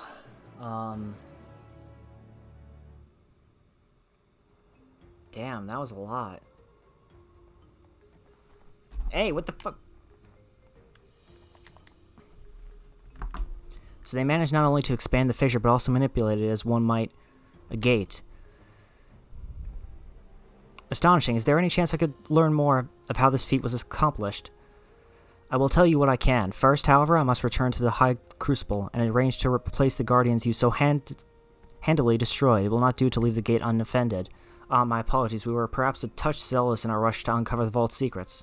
If the constructs can be repaired, we would be happy to offer our assistance.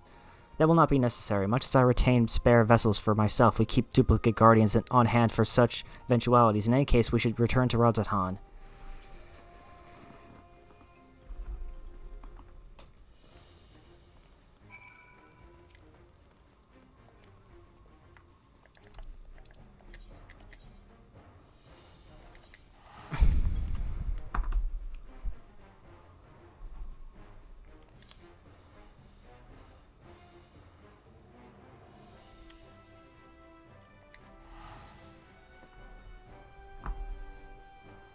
Yeah, that's right. Come on.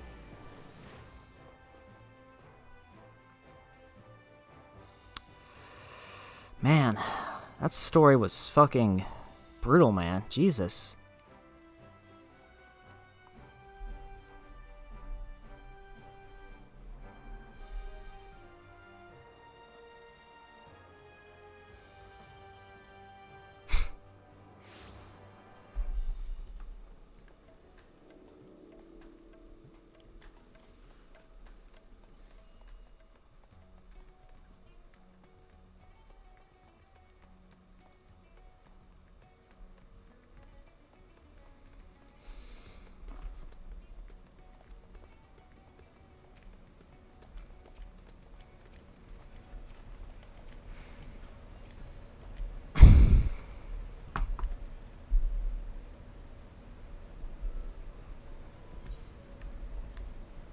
I promise we will discuss the Void Gate further, but first I must attend to the matter of the Vault Sentinels.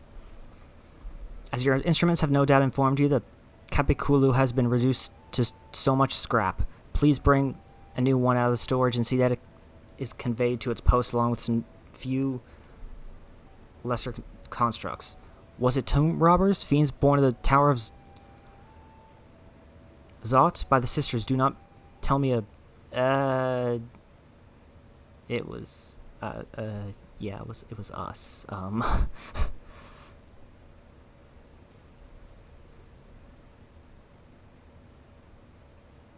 Everybody's so awkward.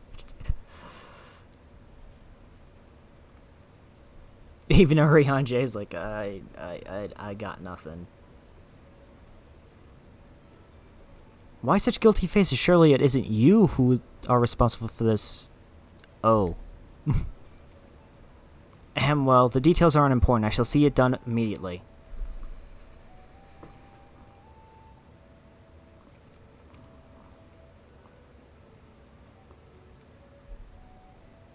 And with that, the vault will soon be secure once more. Now, I believe you had questions? Quite a few, in fact, but I'd like to begin with the gate itself. It is still functional, yes? Indeed, which is why I saw it sealed with an alchemically forged lock and warded it with my magics. Such power must not fall in the wrong hands. In truth, the primary reason for the vault's construction was to keep the gate hidden from the outside world. So much effort for such a little door. That little door you speak of leads to an abyss teeming with unspeakable horrors. That said, in its current state, it would admit only the lowy list of void scent, and from this side no man would be able to pass through. No man? I should think Alphino would fit, given a firm enough push. Physical size is only one consideration. The true restriction hinges upon the etherical density of the soul in transit. And yet you succeeded in expanding this diminutive portal and sending your simulacrum to the 13th. Thanks to my brilliant alchemists, I should have destroyed the anomaly when I found it, but instead I bade them devise a means to control it. After much experimentation, they accomplished the impossible. A method was conceived by which my magics could manipulate the fissure and transform it into a serviceable gate. But the process has long since been forgotten. Once I had given up searching for Azdaha, there was no need to preserve such esoteric and dangerous knowledge. Thus has the gate lain dormant for years uncounted. Our own passage to the 13th was made relatively simple thanks to the Crystal Tower. An ancient mechanism channeled the tower's vast stores of energy to open a void gate, one bound to a covenant made with the Cloud of Darkness. Once that sovereign entity was beaten back, however, the covenant was broken and the doorway severed from its connection to the void. Theoretically, it should be possible to reconnect the gate by forging a new pact with another void scent, but such deals usually end in betrayal and death. In any case, we should attempt to gain an understanding of the Bounty Gate. Mayhap you would resume the search for your sister. As I have already explained, I put those futile hopes to rest centuries ago. My place and my duty is here now. I had meant to ask, what prompted you to search for the vault in the first place? To see if the legends were true.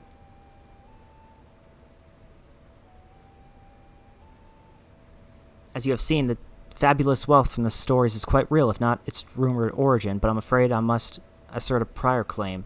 I've been adding to that trove for years, little by little, but the time has come to spend it, that I might alleviate my people's suffering.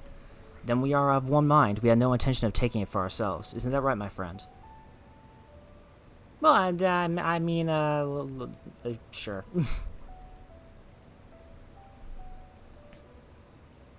Your Excellency, would you object if I were to conduct a closer examination of the gate? I will make no attempt to open it, of course. I owe you and yours a debt that can never be repaid. Whatever boon you ask of me, you shall have it. You are most gracious, and I shall take full advantage of your permission.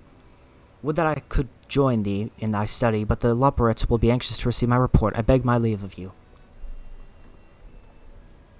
And I must be off to Charlian as well. Mistress Kral was eager to speak with you about that request, so please come back to the annex as soon as you are able to. Farewell for now.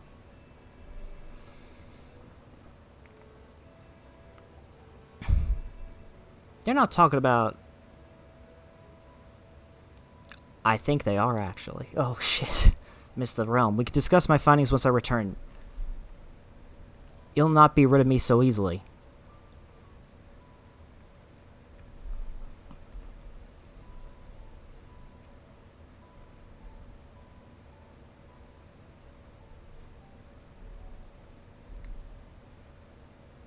Yeah, it literally just said you may now undertake the quest Myths of the Realm.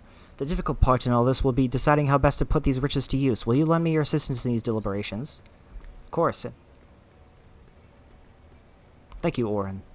Orin and I are in this together. I will follow his example.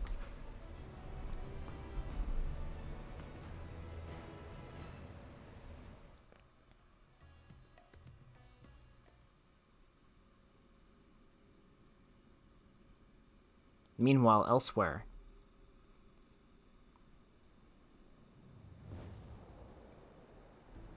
This place again.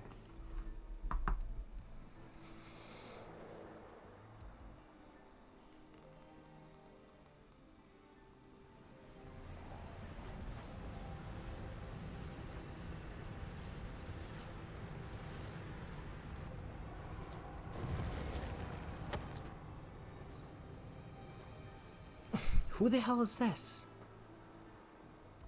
I mean, who the fuck is this?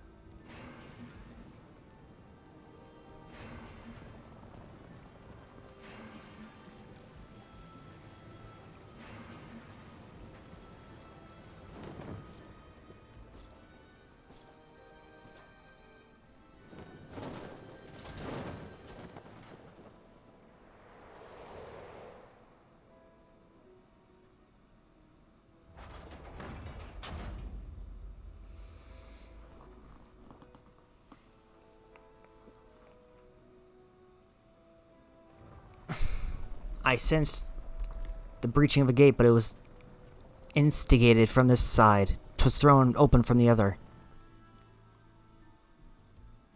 I too felt it, a rare occurrence, yes, but such a tiny portal is beneath our notice. There are more pressing matters at hand. An opportunity is upon us, the coming of which we have waited for nigh on 10,000 years. We dare not let it slip our grasp. Yet we must not underestimate he who bested the cloud of darkness. Even restrained by a covenant, the cloud was no feeble wisp to be dispersed by some flesh and blood mortal. Bah, let him come. I will drown the world and watch this fleshling gasp for breath in his final moments. Your zeal is admirable, but forget not our cause. Think back to our struggles beneath this sunless sky. Remember why we cede not our will to fight.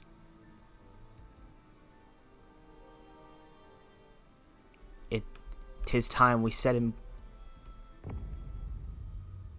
I didn't get to finish that sentence.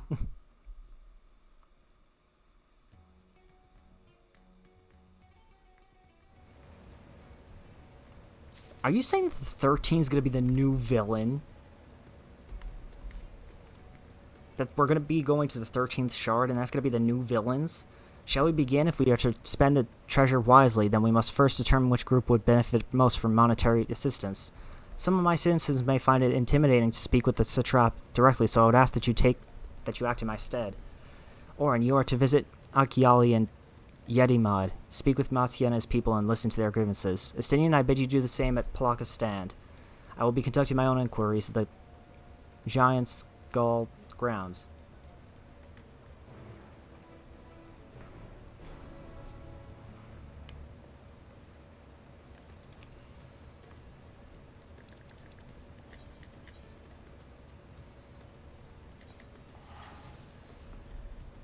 Oh, for fuck's sake.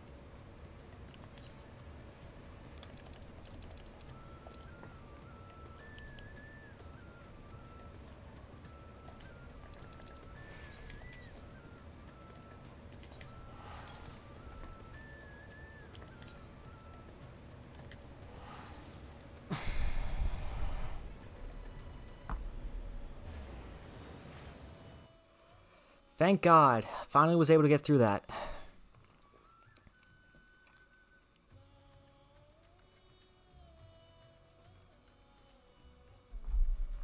Very interesting. It's not the kind of villains that I would expect. Because, you know, when you see them in A Realm Reborn, you don't really think much of them. You're like, okay, these guys are like, you know, like... It's just an allegory for Final Fantasy 13 and what it did to the series. Okay, we get it. Alright. You think nothing else of it, you know?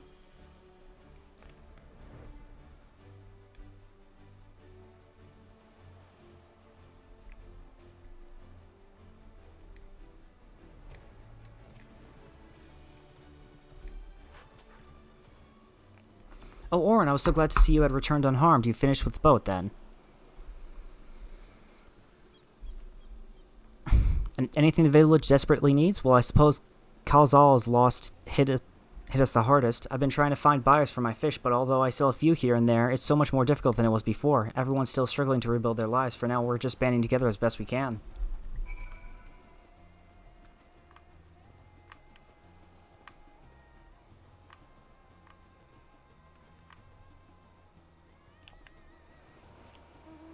Thank you.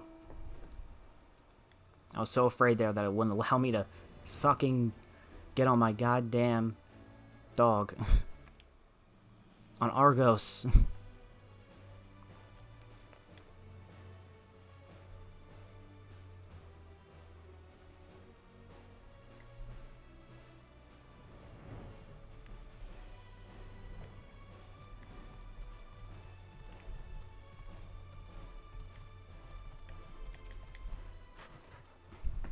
Greetings and welcome, traveler. If this is your first visit to Thavnir, then you must try my special Amra Lassil. Its refreshing zest cannot be beat.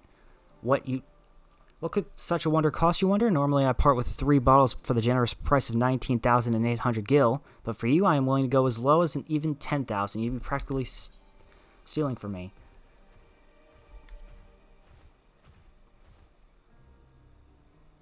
Guy, you're the one who was with that spear-toting fellow. Well, you can hardly blame a man for trying. The world may no longer be on fire, but we are still sifting through the ashes, so to speak. Sister, spare me. We might as well have that ugly tower back for the scant few travelers we see these days. I myself barely have the coin to buy at local prices. I tell you, if it didn't charge the odd adventurer a small fortune for afternoon tea, I'd be scavenging for scraps in the streets.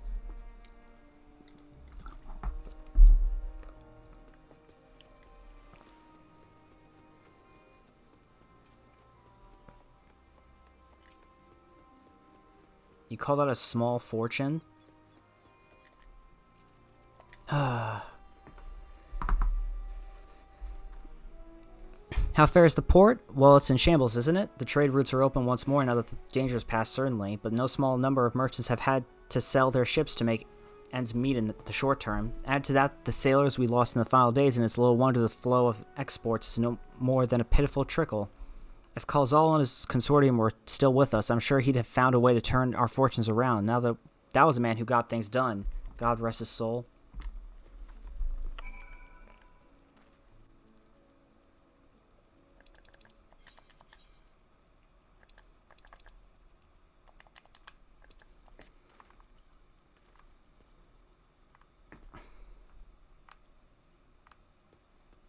Quit it.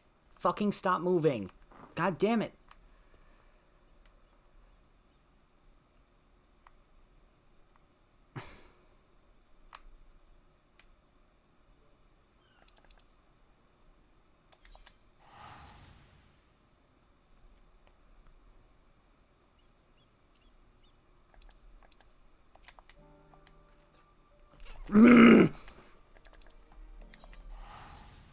Stop moving. Stop moving. Stop moving. Stop moving. You fucking got...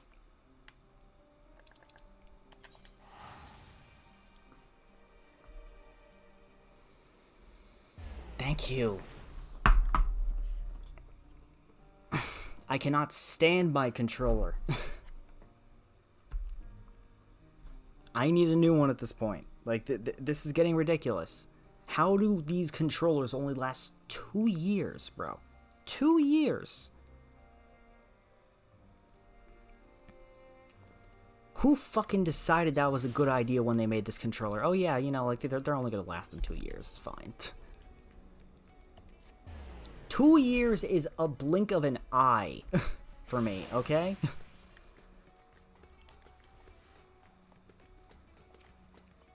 Actually, 4 years, but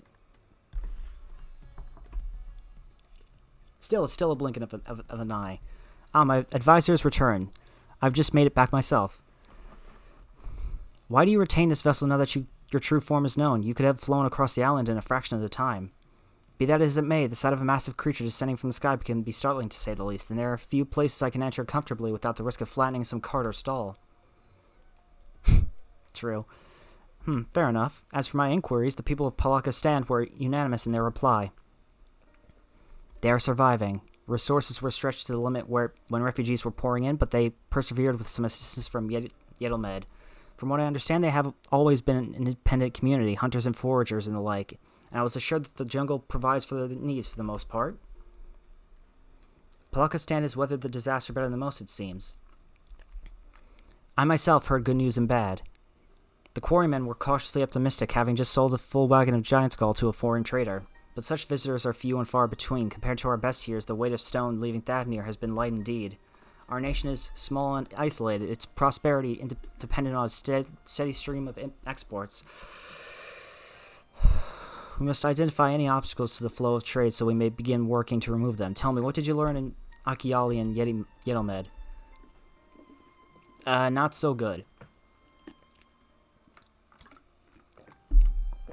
I see. Without a dedicated buyer, the average fisherman must struggle to offload his daily catch, which is why I believe we should first address the lack of ships and shortage of able-bodied sailors in Yedelmed.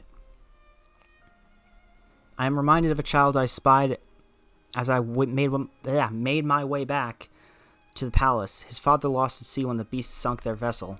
So many variations of the same tragic tale repeated over and over, so many lives lost.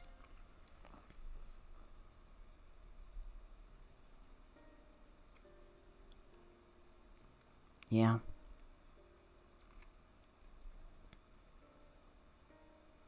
Enough grief to drown in if we let ourselves be overcome, but we will not.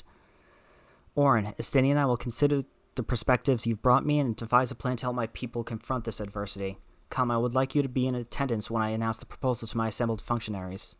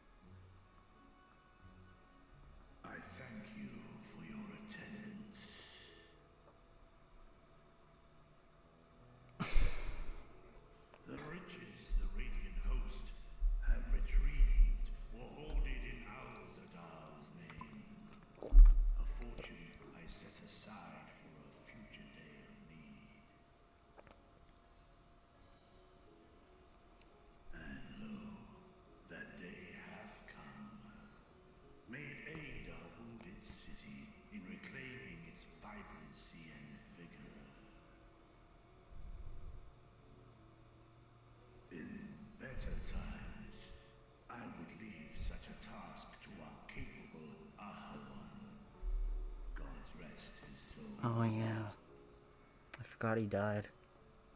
Finding myself bereft of his counsel in the here and now, I will assume the responsibilities of mine office directly. Firstly, the treasure shall be sold for more convenient currency, thence invested into the trading port of Yedlamad. Our merchants must have their operations restored, their ships rebuilt. Commerce must flow once more. None were spared the tragedy of the final days. Of this I am well aware. But an absence was created by the loss of Karazar's consortium. And by filling it, we provide new means for our fishermen, our artisans, and others to bring their wares to distant markets.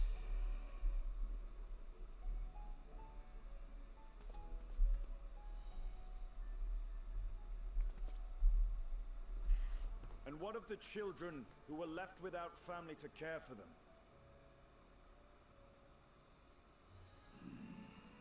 That is a concern which weigheth heavily upon my mind.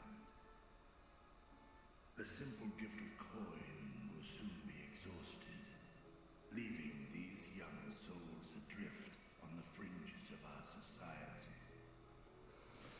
True. A proper solution is needed, one which doth guarantee their welfare for years to come. Thou hast surely seen how other nations rise to meet this challenge, adventurer. What dost thou deem the wisest course?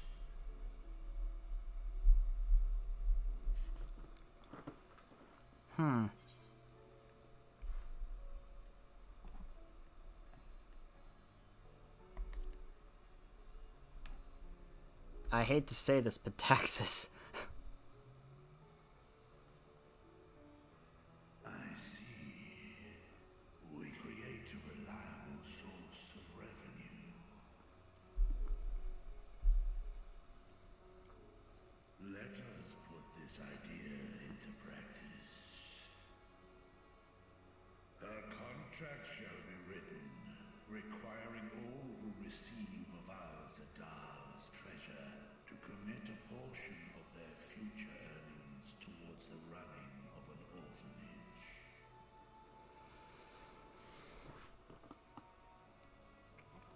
Now, such an influential policy is deserving of a worthy name. And that would be...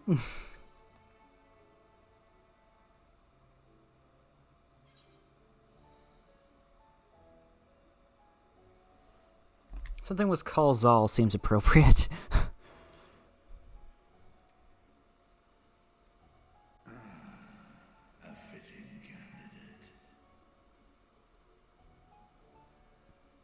Kalzal should be remembered, not as the blasphemy which terrorized Thavne, but as a hard-working and generous man who brought much wealth to our shores. He did indeed. Do any among you object to this proposition? Many here lost loved ones to the beasts. In that time of strife, any one of us could have broken. Any one of us may have been taken by despair. When I think of Kalzal, I feel no hatred. Only a stinging regret that we could not save him as well. Isn't that right, men? Yep. This bodes well for that boy. Narad, was it? Perhaps he can cut ties with that shady peddler. Perhaps. Then let it be done. Henceforth, this initiative shall be known as the Kalzal Foundation. Very modern name there. Nadine, thou art to assemble a patrol and ensure that no child in this city liveth in squalor.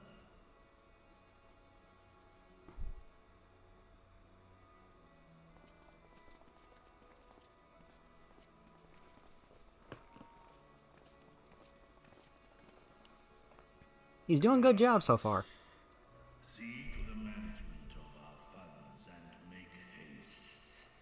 Our citizens must not suffer a day more than is necessary.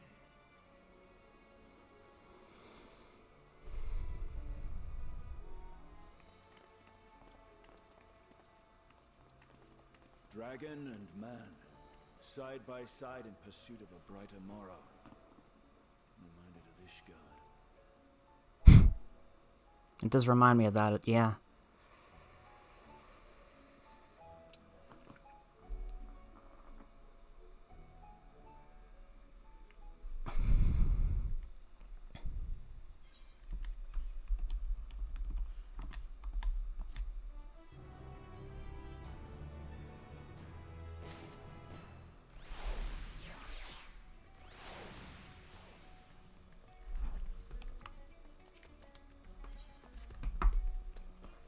Let's see what this person has to say. Thanks for putting forth Khazal's name. Those who live lives he enriched will take comfort in seeing his legacy honored. You will forgive me for not speaking sooner, but I bear a message from Archon Y'shtola. She asks that you meet her at the High Crucible at your earliest convenience. Understood, thank you. Y'shtola must have finished her study of the Void Gate. Shall we hear what she has to say then? I shall go with you.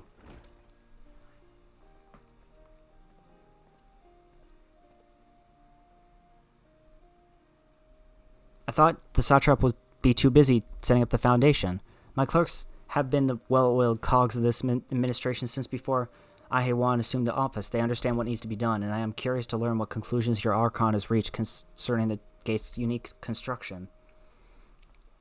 As you wish, allow me to lead the way, Your Excellency.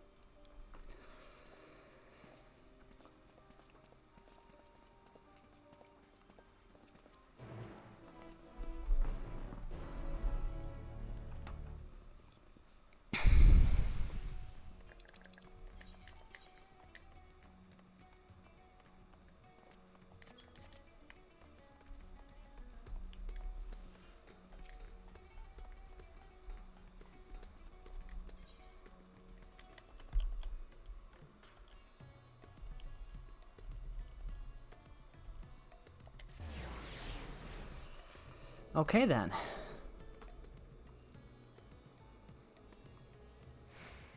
It feels like things are already starting to wrap up in this patch, which is interesting. Because it feels like we already know of a threat.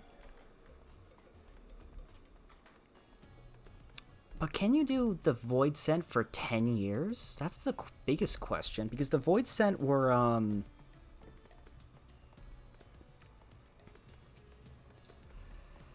we had already fought the Void Scent a long time ago. But who is this knight in black and... Oh, you're still... you're just here.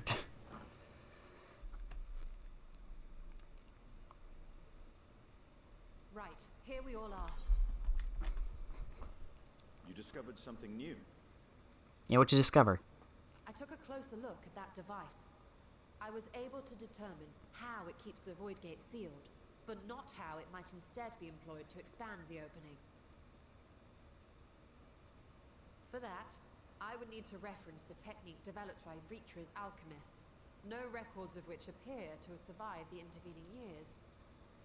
Unfortunately, yep. We know this, so why have you sent for us?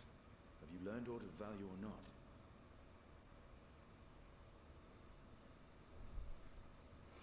Patience, good sir. One must introduce the subject before launching into specifics.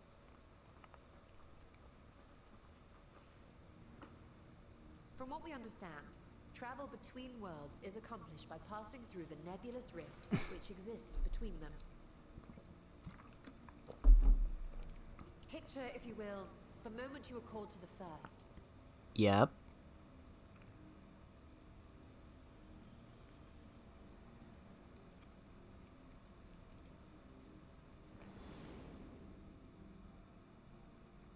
You touched a focus of some kind to help the Exarch pinpoint your location. His summoning spell then channeled the energies of the Crystal Tower to begin your journey to his world. That's right, I remember that.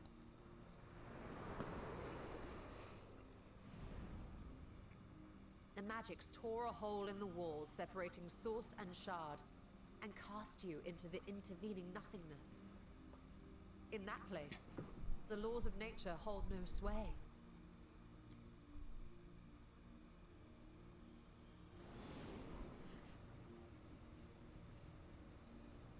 Yet even through this realm of temporal and spatial instability, you were borne safely to your destination in the first.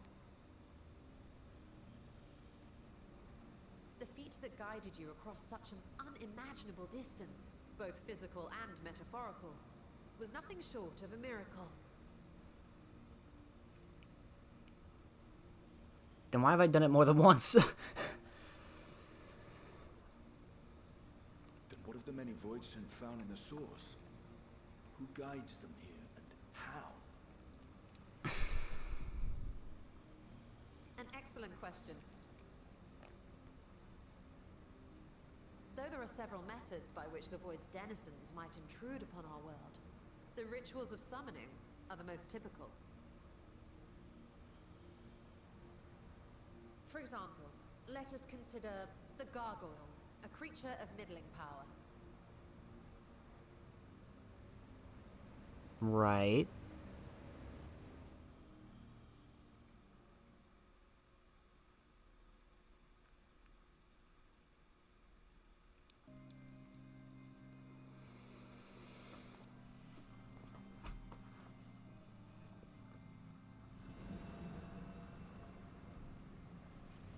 To call upon such an entity, the prospective summoner must force open a void gate.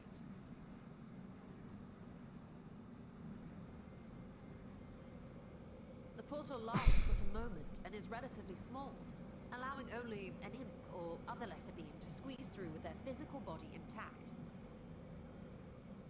Right.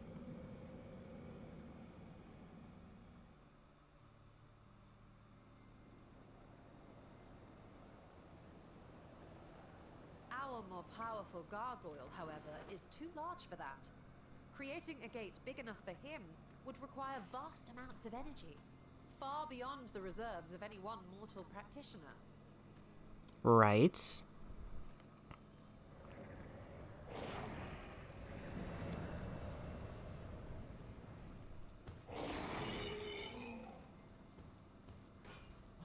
Instead, 'tis far more common to bring over only the entity's soul.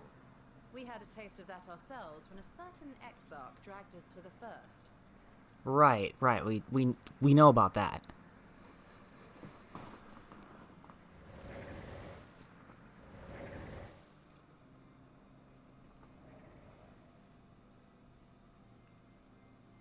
And just as our bodies remained in our world, the Void Sense physical form is left behind in the 13th.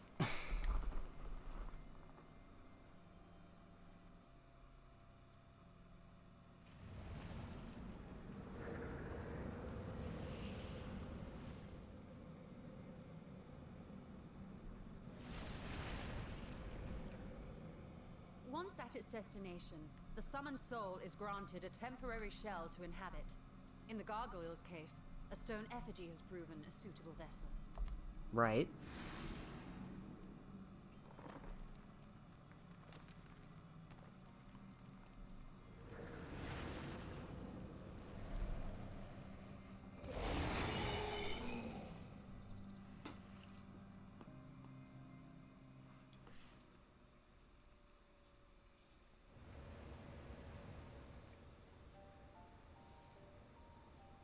Wait. You said that Voidsent must be called here deliberately by someone in the source, reeled in like a fisherman with his catch. Exactly. Yeah. For a being to navigate the chaos of the rift, with or without form, there must needs be a guiding agent on the other side.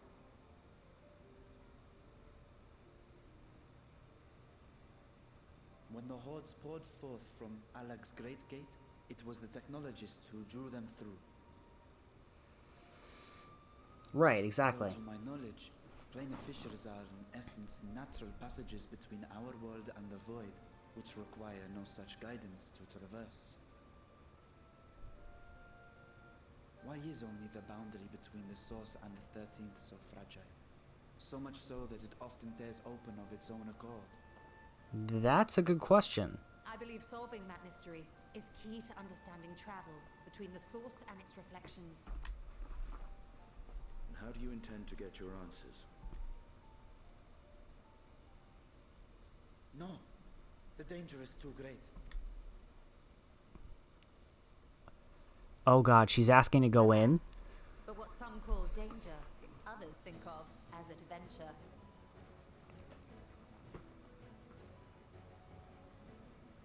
Were you not listening to my tale?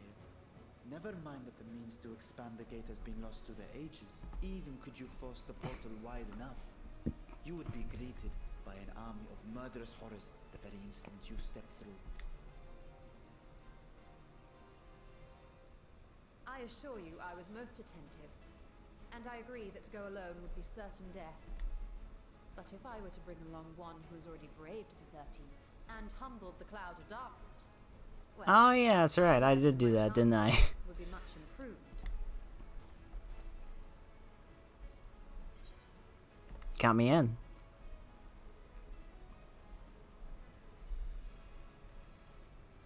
I had a feeling you might say that.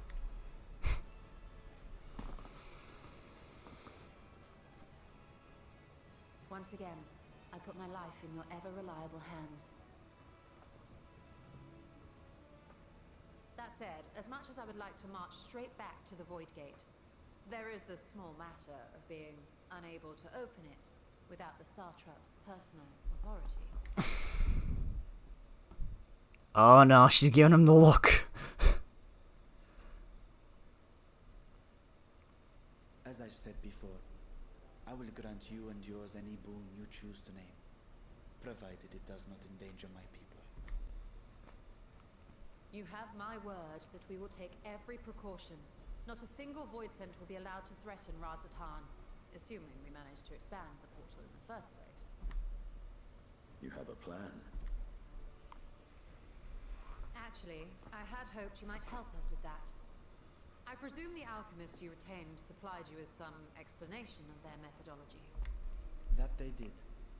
House Daymir was overseeing the project. Daymir.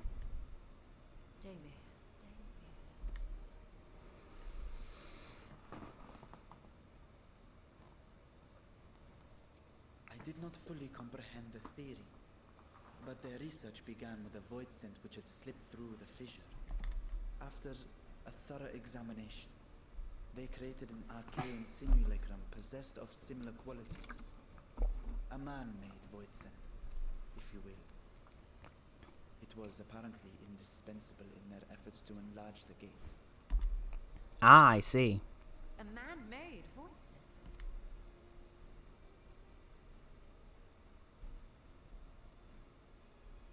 Yes.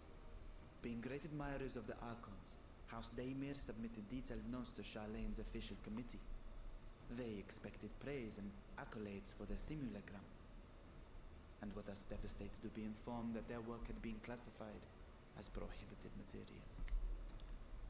If that's true, then those notes might still be stored in a forbidden archive somewhere. Bingo. Not Google, of course, since that library had yet to be built. Which leaves us with...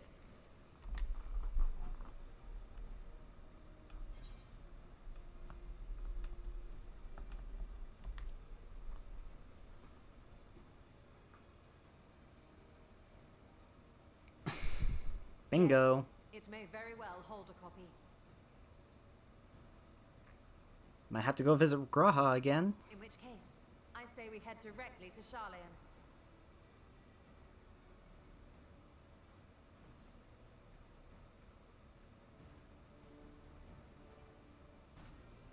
Unless you anticipate needing help to reach the high shelf. See myself being of little use. Go on ahead. I still need to find Mirad and tell him about the Khalzal Foundation.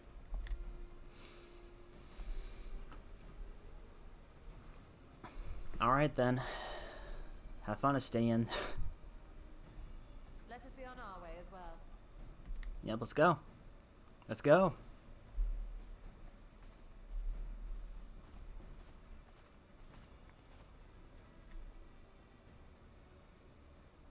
They are resolved to venture into the void. Do I sit idly by?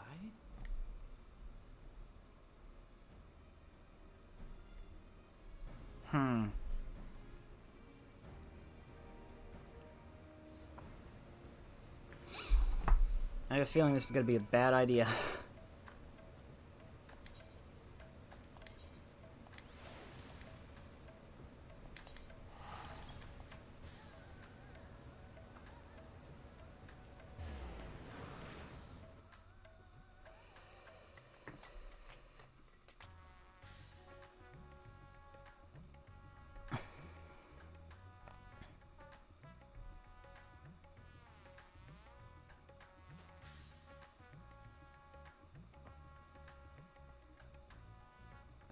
So they're really setting up the Void Scent and the 13th Shard as...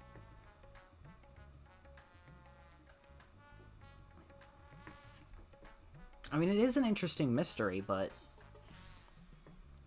because we don't really understand what exactly happened to the 13th. We know how it happened. We know that the Ascians went fucking ballistic and just filled the place with darkness right away in order to try and do, you know, whatever. If we're to eat Numenon's enter... I saw the chat and I went eat, okay. If we're to enter Numenon's restricted archives with a minimum of fuss, then we must secure the permissions of the forum. First, however, we shall need to enlist the cooperation of a member to broach the matter on our behalf. Who do you think might be inclined to assist us? No one springs to mind? What if Scholar Monteshan? He did come to Graha's defense during the inquiry, after all. 'Tis settled. Let us head to Phenomenon and see if he's willing to help us once more.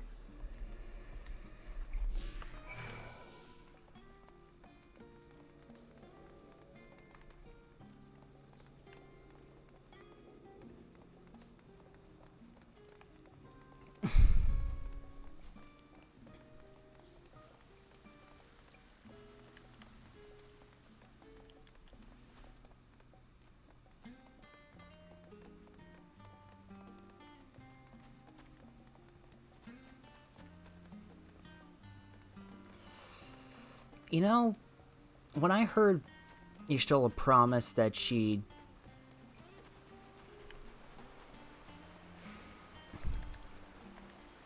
You're distracting me.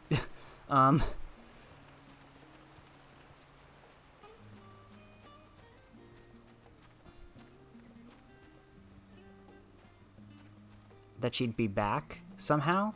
That she'd find a way?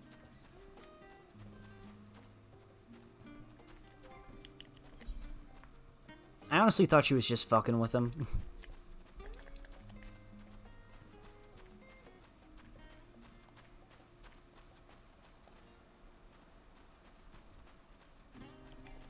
But no, she genuinely wants to go back there.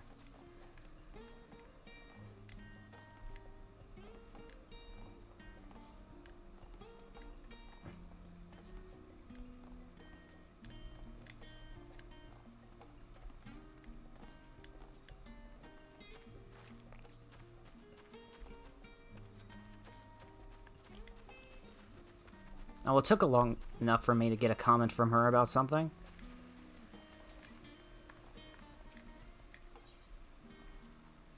I apprenticed to Master Matoya at the age of 7 and labored under her tutelage to a full decade. I never had the chance to attend the studium. Neither did Thancred, as I recall. Soon after Master Louis Soir took him in off the streets, he was put in the care of another Archon. His was a rigorous and practical education in the arts of espionage and survival.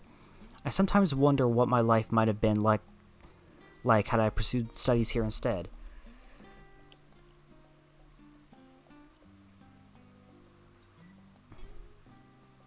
Oh, that does sound lovely. Afternoons with friends spent sipping tea and debating theories. Still, I wouldn't give up my time with Master Matoya for the world. The dank cave I studied in was about as far from the bright, airy halls of academia as one could get. But it was a wondrous, magical childhood nonetheless. It's very interesting to get these comments and ideas from people like Y'shtola, who we haven't really heard her opinions on these things. And I think that's why adding these small little conversations was a great idea.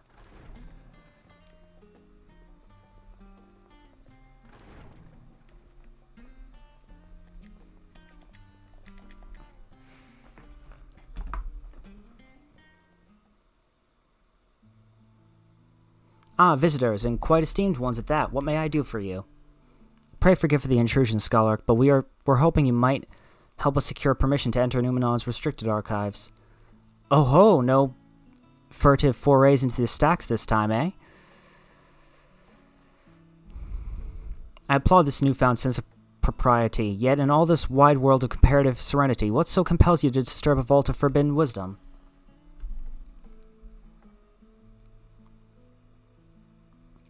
Well, you see, there's a void thing, and,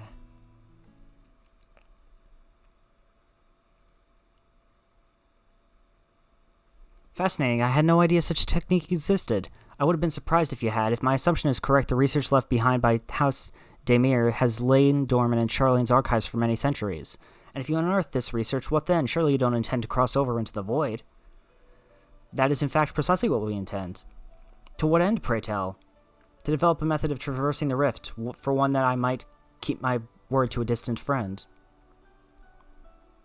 Sentiment aside, I have journeyed to the end of existence. I have heard, felt, and thought endlessly about the truth of our world and the echo of its future. And yet I want to understand everything, to unravel it all down to its very last secret. What scholar worthy of the name would force open a void gate or two if a grand revelation was the promised reward? Ha ha ha, marvelous, an audacious proposal worthy of Master Matoya herself. After hearing the whys and the wherefores, I, for one, do not believe you would use the knowledge for ill. I see no reason not to present your request for the forum's consideration.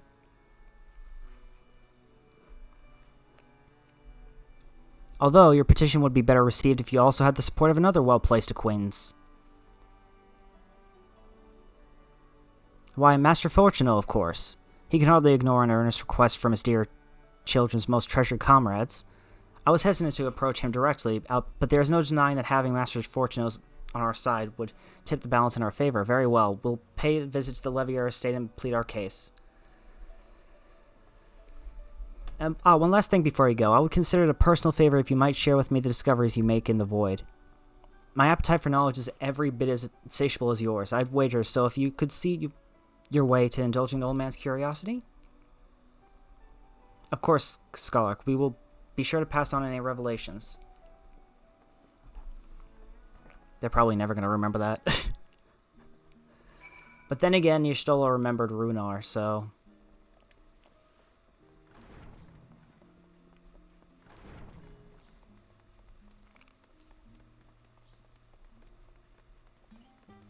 Which, by the way, I don't think they're just friends at this point.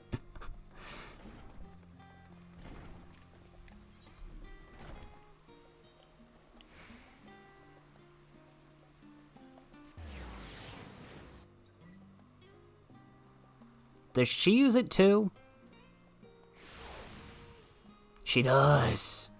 That's very interesting.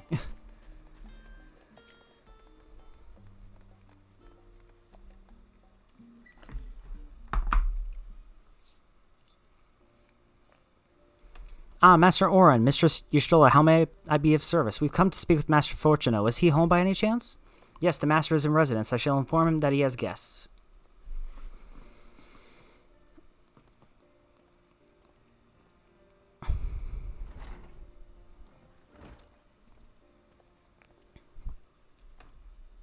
Well, well, Emilians would invite you inside for tea, but I assume this is not a social visit. You have some matter of importance to discuss? Then pray proceed. You have my full attention.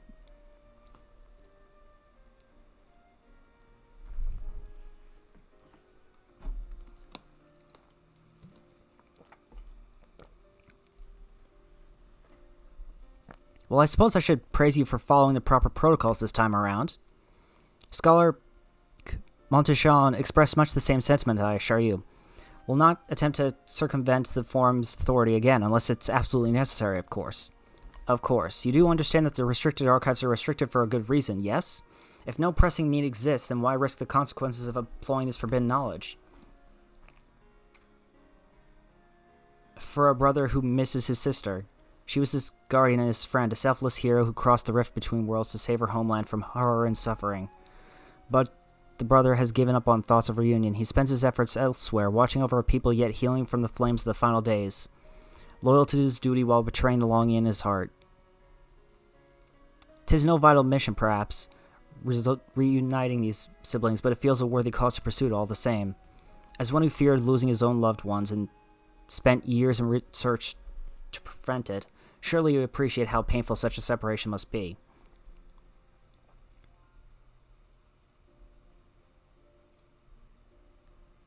Reflections are still very much a mystery to us. Offering to share your experiences in the first should constitute a fair exchange for our cooperation.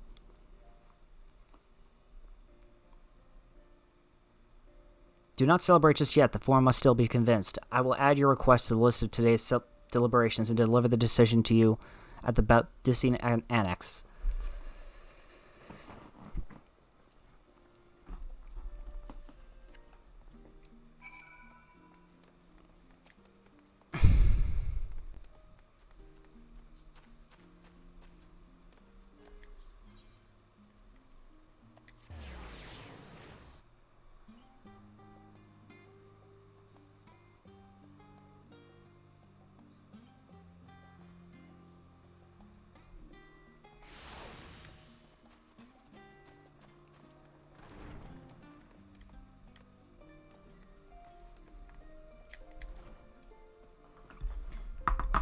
Whew.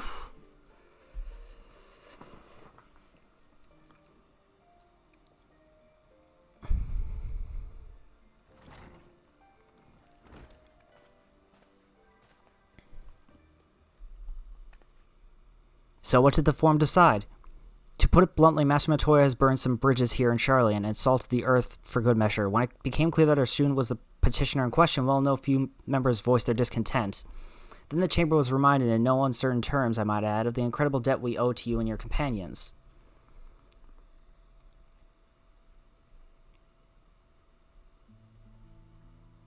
That served to silence the grumbles and stiffen a few spines. And it was agreed that allowing you entry to the archives was the least we could do in return. That is wonderful news. Thank you both for speaking on our behalf.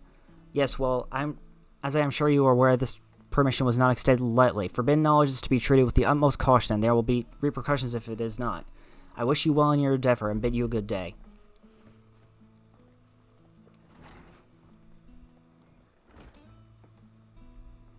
Even this, ever the same, that one. Uncompromising, aye, but that very stoicism is exactly what Charlie needed to guide it through not one but 2 exoduses.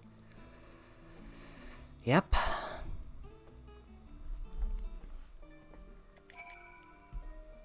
That went rather well, I think. As a child, I dreamed up any number of schemes for getting my hands on those forbidden tombs, and now I can simply walk in through the door. Our focus will be on finding House Demir's research notes, of course, but the thought of so much knowledge at my disposal has me feeling a little giddy. You'll be heading directly to the archives from here, I presume? You presume correctly. Then you'll want to speak with the index page when you arrive. It's been instructed to grant you access to the restricted section. Excellent. Once again, we thank you for all your help. Oh, it was my pleasure, believe me. May you find the knowledge you seek. Shall we? Restricted reading.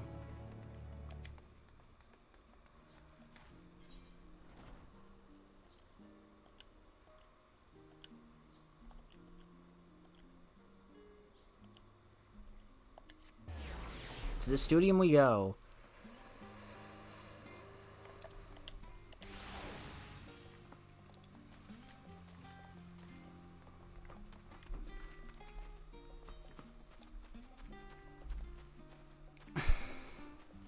Pudding Way.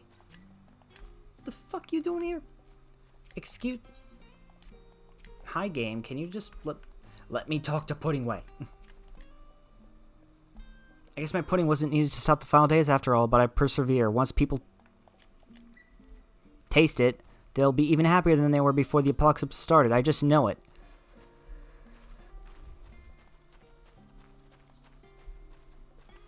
Sure, Pudding Way, sure.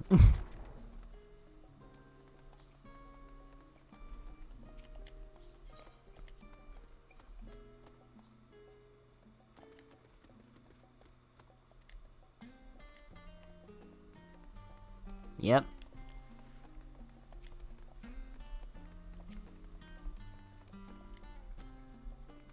Archon Y'shtola and guests identified. Do you wish to proceed into the restricted archives? Yes. Follow me if you would. Watch your step and please note that the use of naked flames is discouraged. Naked flame. What the fuck is that?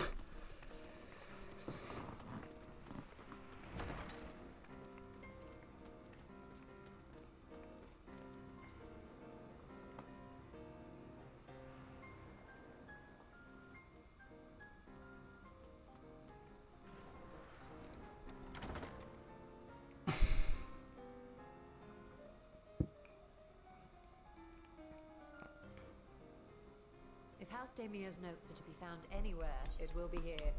Let us... Yep, let's begin.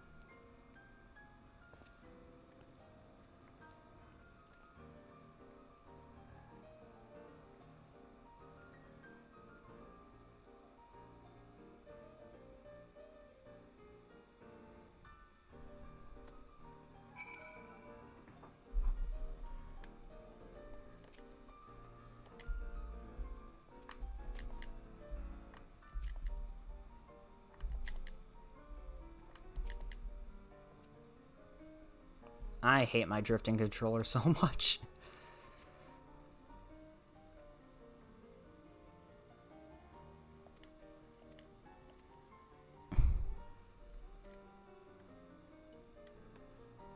Okay, rip, that's not the one.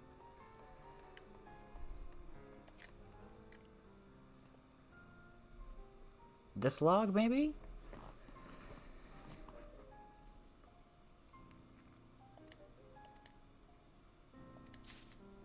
Oh, lucky me. Got on the second try. Have something you'd like to show me, do you? My apologies, I flipped open but a single book was completely absorbed by the contents. Bingo. Well done, Orin. I think you may have found our prize. I know I found our prize.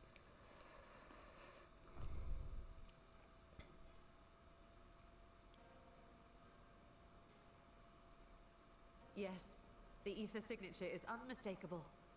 I've felt the traces of House Damia's resonance many times at the Great Work. Really? Time to see what all the fuss was about.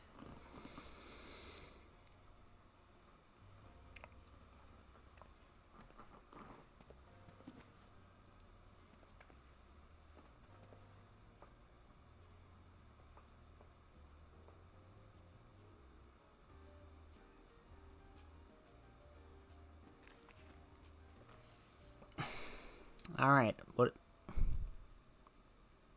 Among the ranks of the Void Sent, there exist entities with the power to call forth their brethren. Atomos! The species known as Atomos, however, is uniquely prodigious in this regard.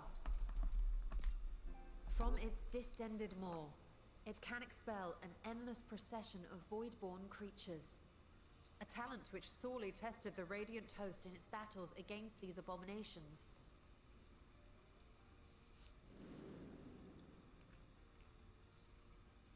Surmising that the entity itself was acting as a void gate, we endeavored to capture a small specimen and subsequently examine its physiological structure. Our findings reveal that the Atomos had absorbed a planar fissure into its own flesh, which it could expand at will into a functioning gate.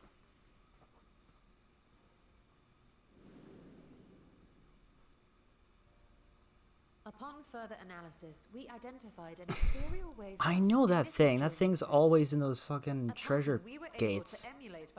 And they pop up, and if you get, you know, if you play the treasure hunts, you know what the hell I'm talking about. This thing is essentially the punishment for landing on the wrong thing and the whole spin the wheel level thing.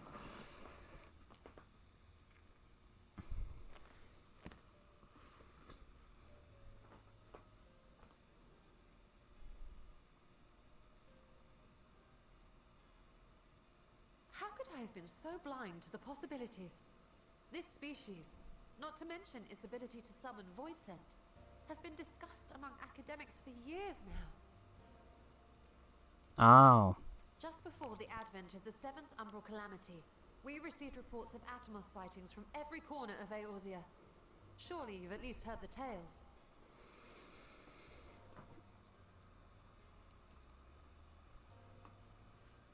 And still, House Damir went and built a mock Atomos of their very own. I'm not surprised the Archons consigned their work to a restricted archive. It was no easy task, but at last we've unearthed the volume we've been searching for. Well, that's the good news, at least.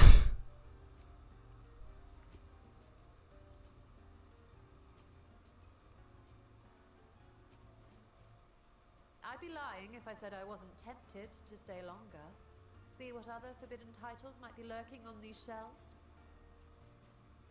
Ah, but that would be abusing the very special privilege we've been granted now, wouldn't it? Better not. Aww.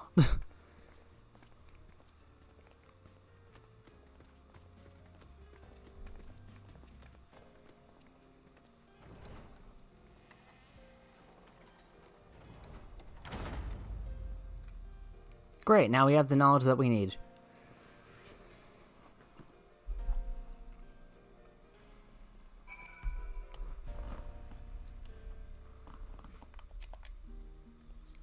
As much as I would love to start crafting the Animos, I'm afraid this is far outside my field of expertise. Fortunately, we know a Hannish alchemist who would be delighted to involve herself in our House Daymere project. Our business here is concluded for the moment. Please pass on our regards to the forum. Your message will be conveyed. Should you wish to indulge in more forbidden literature, I will be here. Patron mode disabled. Security mode engaged. If anyone can help us, Nidana can. I say we return to Thavnir and look for her at the Great Work.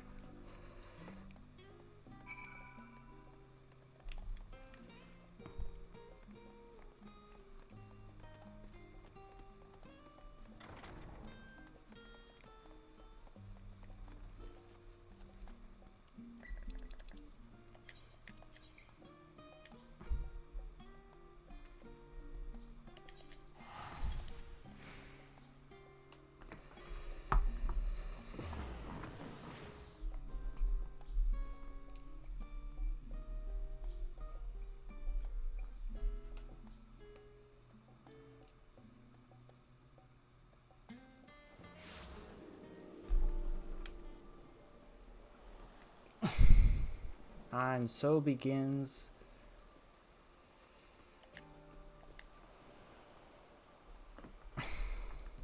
well, at least it won't be that bad. Ishtola tells me you are pursuing a most fascinating study and that you want me to be a part of it.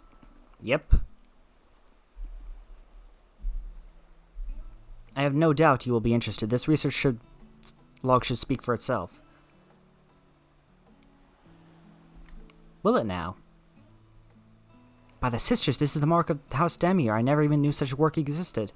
Few should. It was sequestered in Numenon's restricted archives, after all. It was, but that means every word within is forbidden knowledge, a forbidden tomb filled with forbidden research, and you put it right into my unsuspecting hand? I can hardly wait to read it.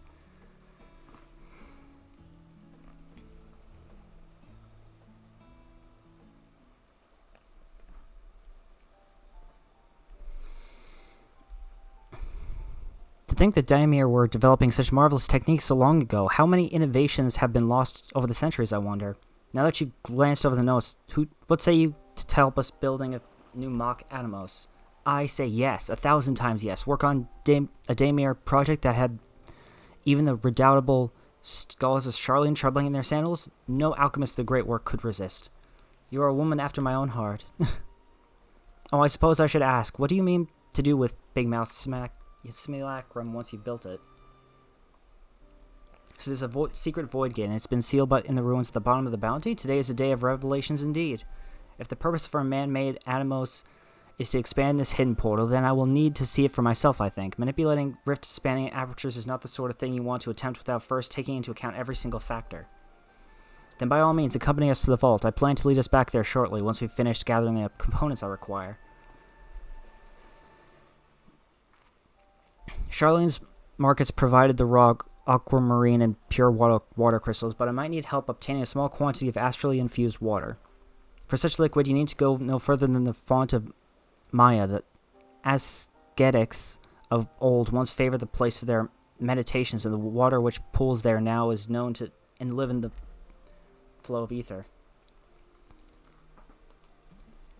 That sounds perfect. If you would be so kind to fill a flask at the pool, I will petition Vritra to join us. The idea I have in mind won't amount to much without his authority to command the Void Gate. Shall we be about it then? We meet back here anon.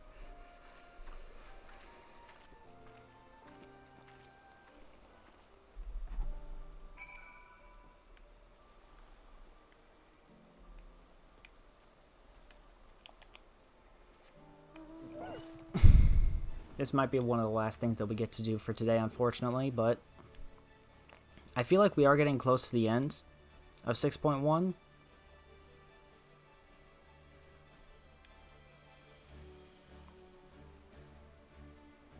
At least the story.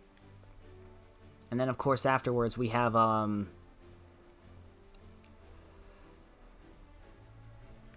Myths of the Realm to deal with next week. Oh boy. How that's going to turn out. I'm very curious to see what's going to happen there.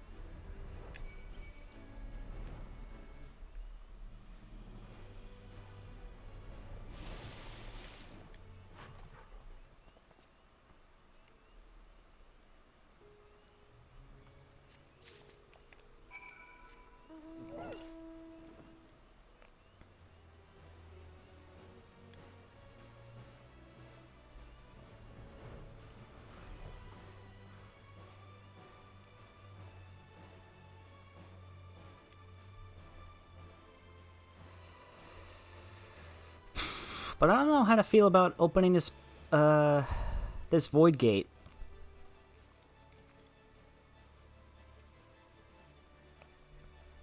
It feels like a bad idea to me.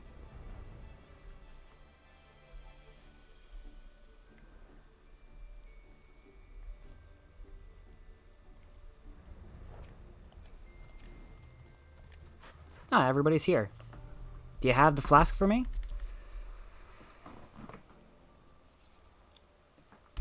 Yes, this should suffice. Thank you, Warren.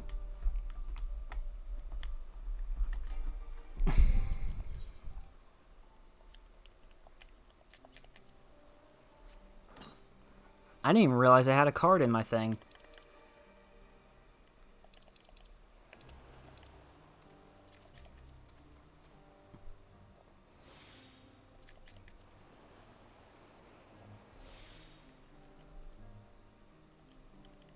There. And we'll get rid of this.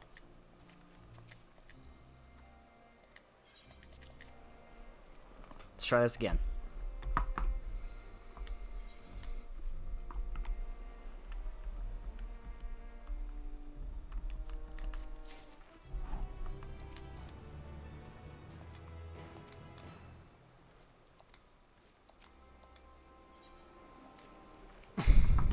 Look who I came across. Estinians seemed in need of diversion, and we, in turn, may have need of his lands. Right then, now that our little party is assembled, let us make our way to the ruins. Will we have need of Matzi's boat again?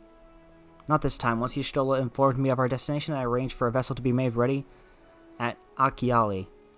Your Excellency is ever the gracious host, shall we?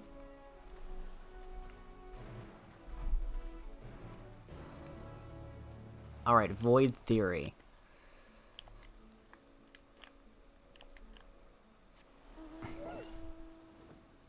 Here we go.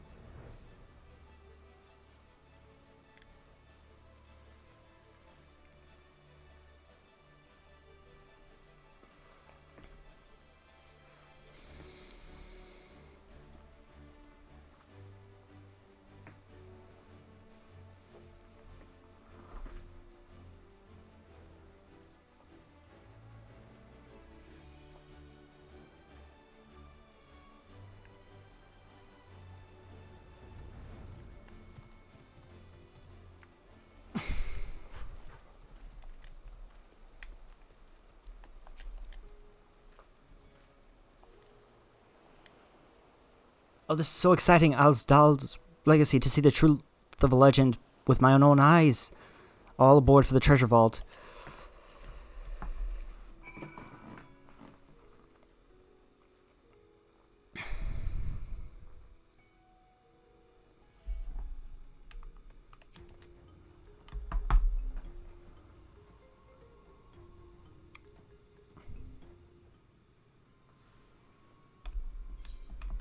This will be the last thing that we do. The ruins alone were impressive enough, but I never dreamed such a treasure lay hidden in the depths of the bounty. It may have been helpful to know this device existed, Your Excellency.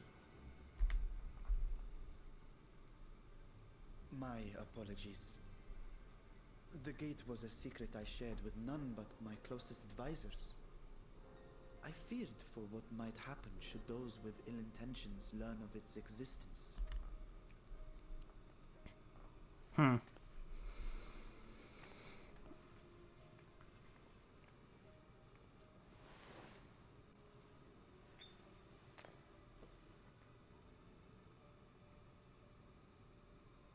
What is it you're doing now? There's something I wish to verify.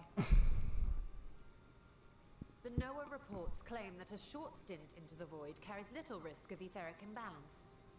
Right. Should one suffer an injury, however, or if one's expedition drags on longer than intended, that risk becomes significantly greater. Right. Gra has theorized that a warding scale would confer protection from the void's corrupting influence. But I would prefer to test that hypothesis before we set foot in the 13th ourselves. That's good. This is an experiment of sorts. I see. Yes, an experiment. Tell me, how would you go about testing the efficacy of the warding scale?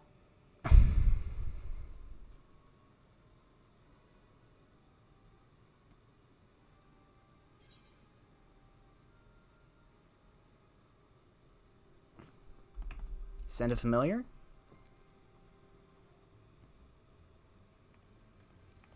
Very good. I see you've been paying attention.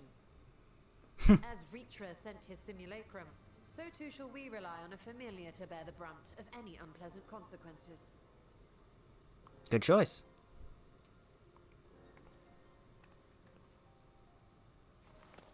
Now, a lowly imp can navigate a fissure, no matter how narrow. Which means an arcane entity of similar stature should be able to manage the same. I hadn't wanted it to come to this, but no other familiars will do, I'm afraid.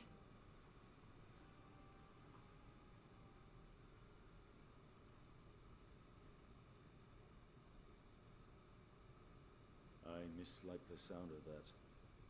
What manner of fiend does she mean to summon?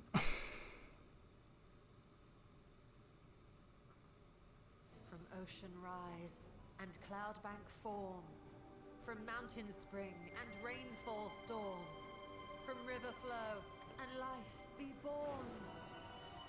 It's gonna be something fucking stupid, isn't it? Water,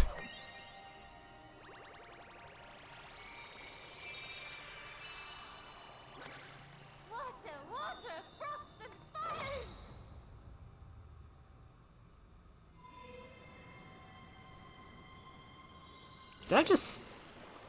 Did she just say it like that? She did not just say that like that. Okay. I fear she's been possessed. Oh, come now. That was adorable.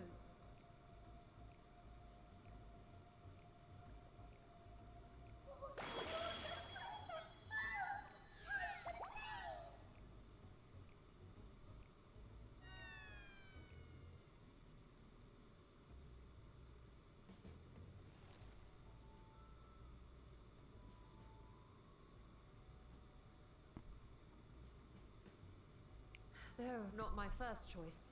These familiars I conceived of as a child have the best chance of fitting through the gate. Oh, that's so cute. I only wish my younger self had considered a more dignified ending to the creation ritual.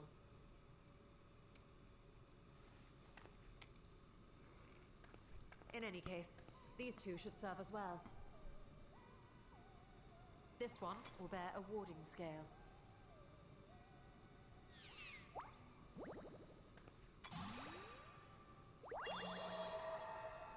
And when they return from the 13th, we can observe how the talisman, or absence thereof, has affected the progress of the Void's corruption. Ah, I see. If I could impose upon you to open the gate. Your Excellency? Ah, yes, of course. We should also be wary of void scent slipping through while we conduct our experiment. Estinian, you are to keep Nadana safe from harm. As you say. You had best be on your guard as well. Yeah, I gotcha, I gotcha.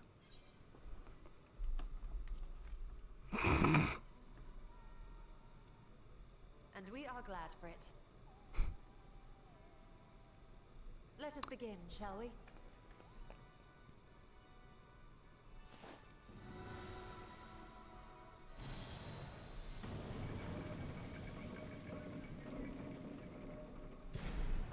Alright, here we go. Into the void.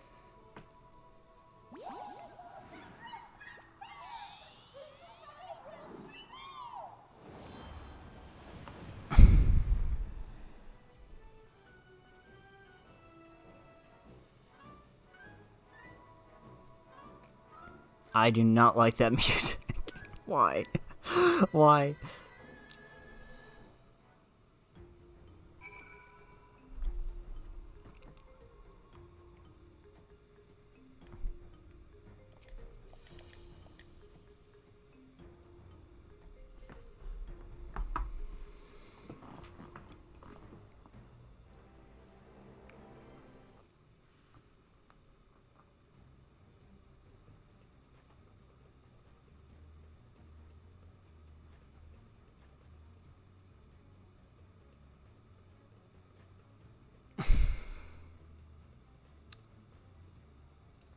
So,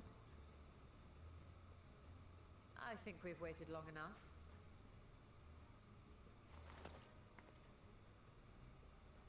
Nixies, return to my side.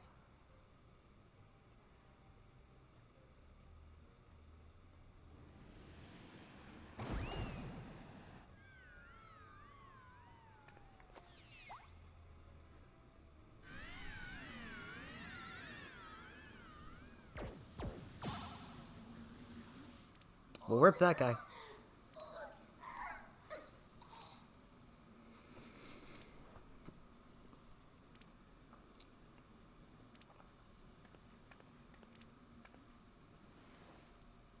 Thank you, little one. You did well.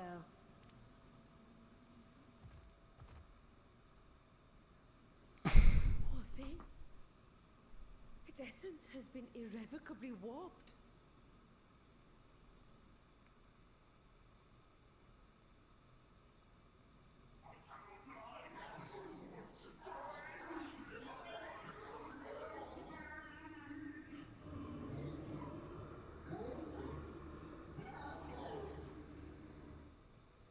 We're out of time. I must reseal the void gate.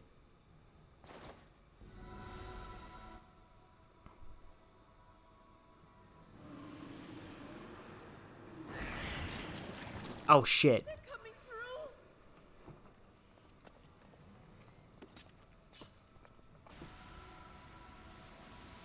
In the name of Alzadal III, I bar this door unto the void.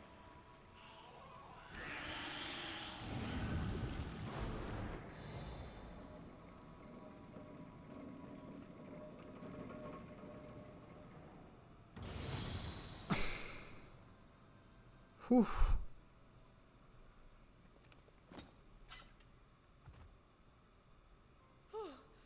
Well, that was a sharp lesson in the dangers of void gates.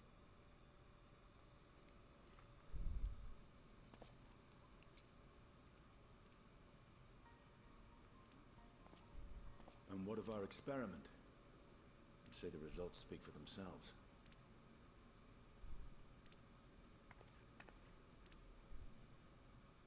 The unprotected Nixie has suffered extensive etheric corruption. As Nidana observed, it's well on its way to becoming a void scent. The one merged with the talisman, however, appears unaffected. I sense no changes to its equilibrium. It doesn't look like it either. Rest now, little ones.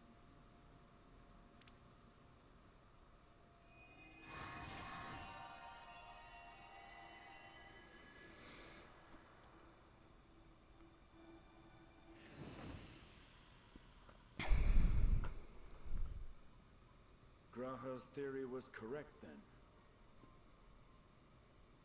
It seems It so. would seem that while our second familiar was untouched by void energies, the talisman itself shows signs of degradation. Really? It was, of course, originally designed to shield the soul from primal tempering. It stands to reason that etheric corruption of a different sort would affect it differently. Then they might want to make something new. We may need to modify the warding scale's design to account for the 13th's uniquely unstable ether. You've said much of the Void's instability, but my imagination fails me. What manner of place is this broken world? My apologies. I forget that not all of us spend our days sequestered in dusty archives. The 13th is a reflection of the source that was drowned in a flood of darkness. Right. In Emmett Selk's own words, this tragedy was a result of the Ascians' attempts to force a rejoining. They erred in their haste, and made of that world a useless void.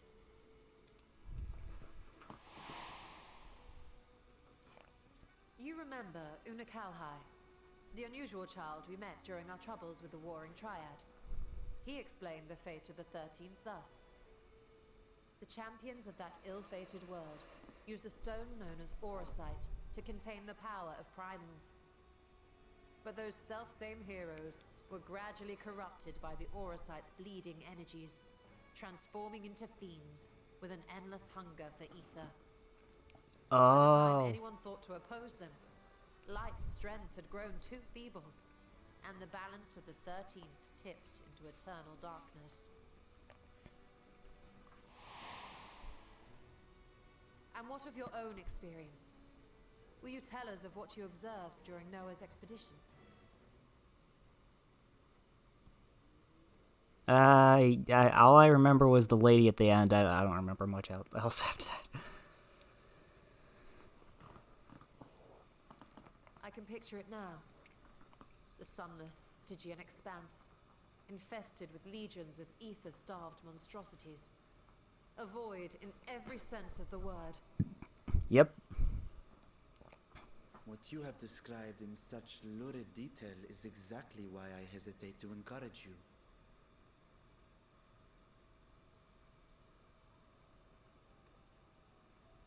Worry not, great Vritra. Our journey into the 13th is but the first leg of a longer voyage. Yep. A voyage that shall lead us to other reflections, to new mysteries and discoveries. And I mean to be there every step of the way.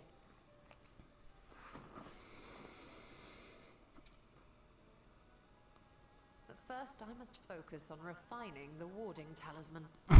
Yep. Then I can begin work on constructing an artificial Atomos. Or I could, if I had the relevant manuals to hand. Might I be so bold as to request access to the Satrap's family archives?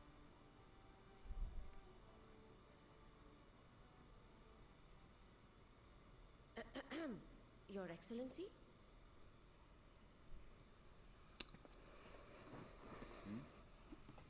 Oh, yes. That can be arranged. I will speak to my officials upon our return.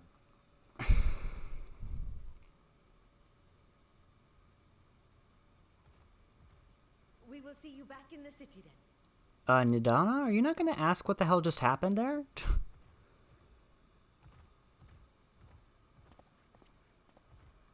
He seems very off.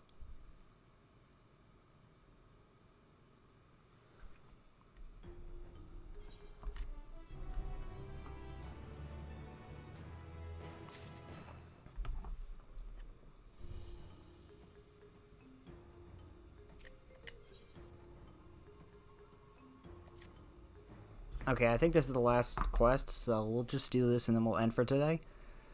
Once Nadana succeeds in replicating the Mach Atomos, the door in this door into the 13th will be ours to open. Will you be crossing the threshold alongside us? I realize this is more my endeavor than yours. To be honest, I have no interest in visiting the void myself. Might we discuss this later? There is something I must do first.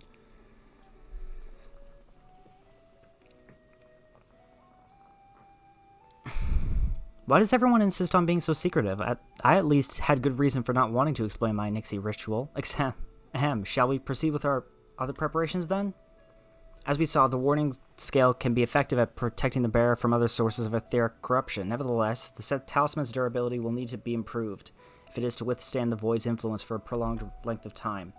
And I think that is a problem we can address without involving the brilliant but busy alchemists who created it. Who do we know who excels at this kind of structural augmentation? Garland Ironworks. An excellent suggestion. As I recall, Sid himself is no stranger to the void and its volatile energies. With his experiences hand at the helm, I have every confidence that the Ironworks can strengthen the warding scale. Come, let us visit their operations at Rolger's Reach and commission their best and brightest.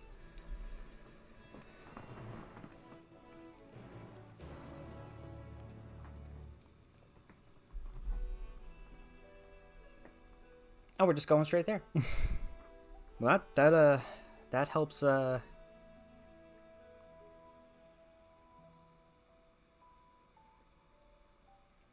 save me some time.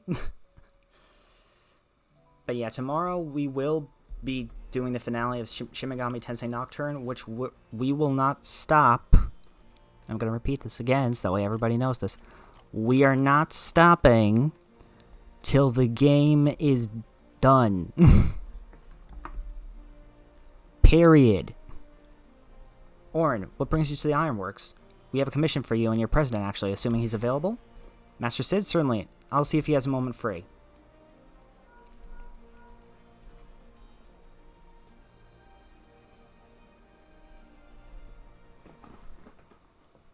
When does Sid not have a moment free for us?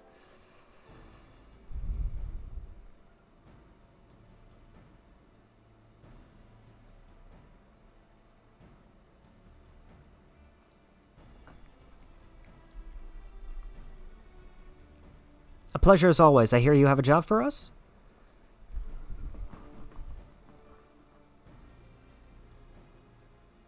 Heading into the void to find a lost dragon. That sounds almost pedestrian compared to your last adventure. Honestly, I don't know if you could say anything that would surprise me after meeting on in the bloody mess. Alright, let's take a look at this talisman of yours. You said there were signs of degradation?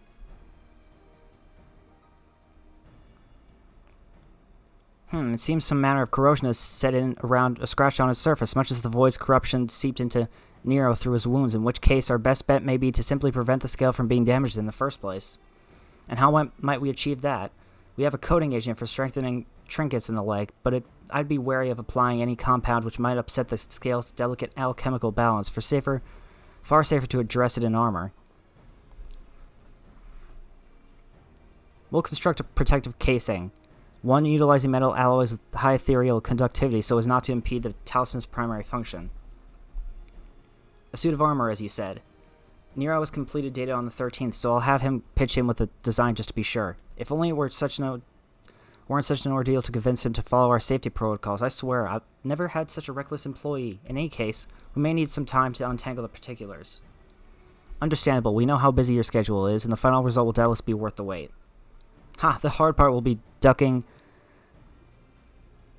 Jesse and her constant barrage of demands while we sneak about doing the fun stuff. We'll see what we can do.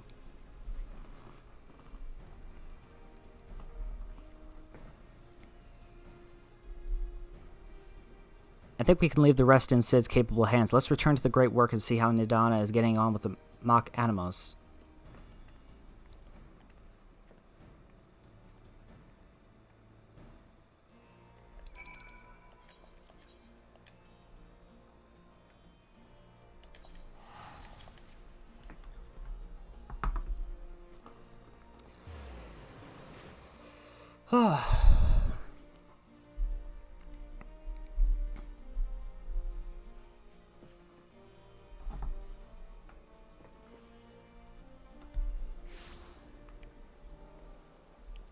Almost there, guys. I think we're almost there.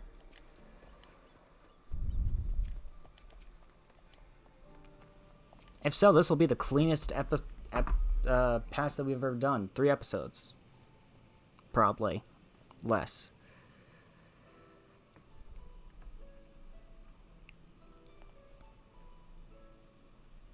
Hey, Stora. The adjustments are going well, I hope? 'Tis a lengthy process, but the end is in sight, yes. That's wonderful news. I myself had some good fortune searching through the Satrap's private records. Great. What I found was a transaction log dated around the same period as when Alzadal's legacy was built. It included a purchase list of highly exclusive alchemical components, and I knew I'd discovered the key to making the artificial atomos.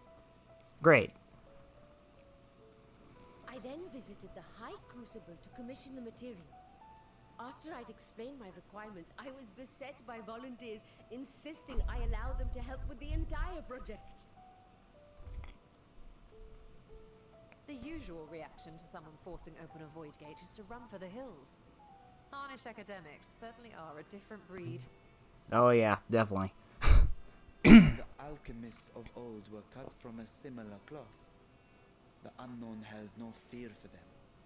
Indeed, they were ever eager to seek new knowledge, regardless of the danger. And were you not also fearless, heedless even, in your determination?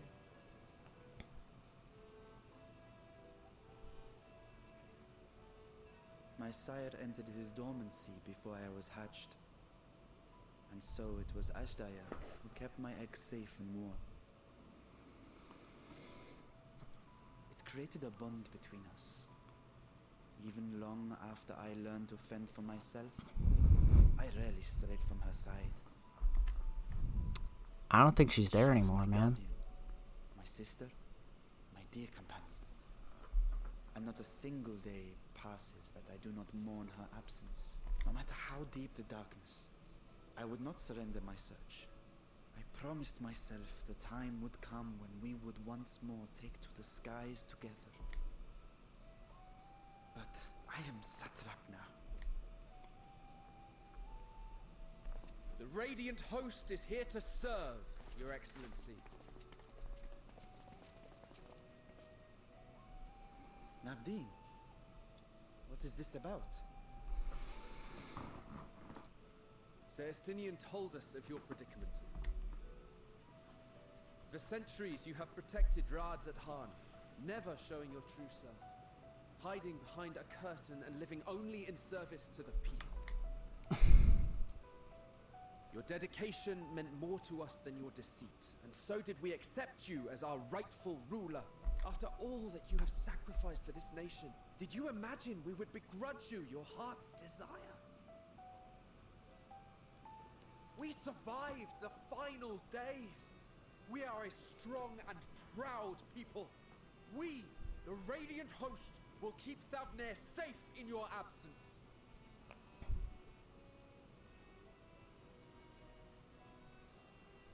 I am grateful for your loyalty and for your encouragement. And yet... Now you listen to me, Varshan. Whoa.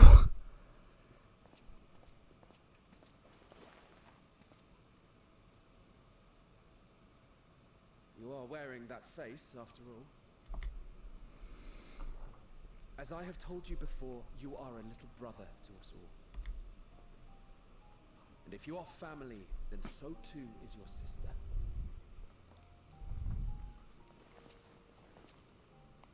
We are there for you if you need us. But do not ask us to sit by and watch while you abandon a sibling you have ached to rescue for millennia.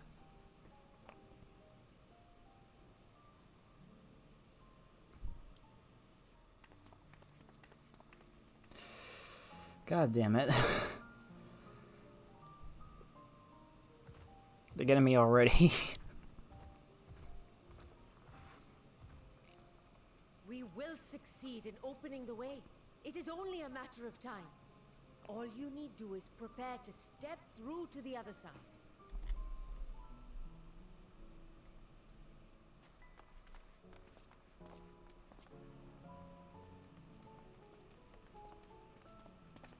Your Excellency, I wanted to thank you for building the orphanage. It means so much that my sister and I will have a place to be together, safe and happy.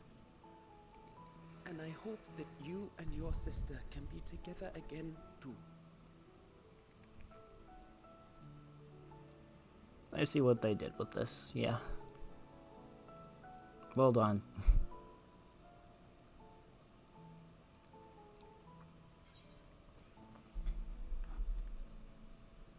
Will you wallow in uncertainty forever?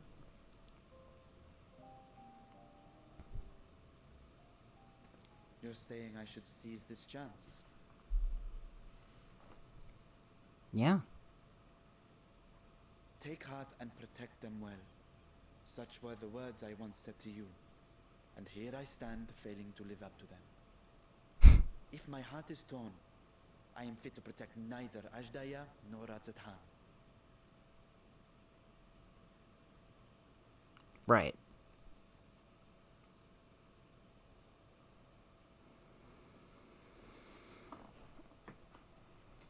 My people, I have come to a decision.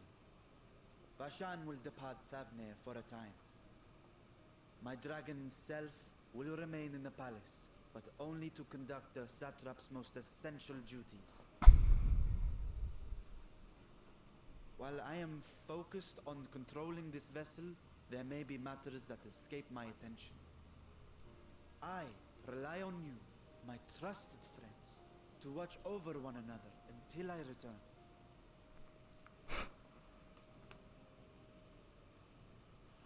Take care, and fair fortune, little brother. Many tears would be shed should you come to harm.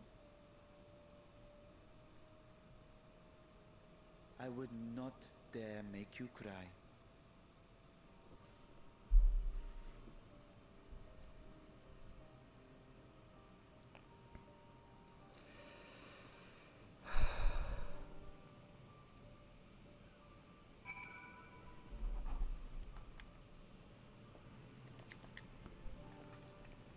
You surprise me, Stinian. For a lone wolf, you've shown an unusual degree of, shall we say, involvement in helping Vritra reach this conclusion.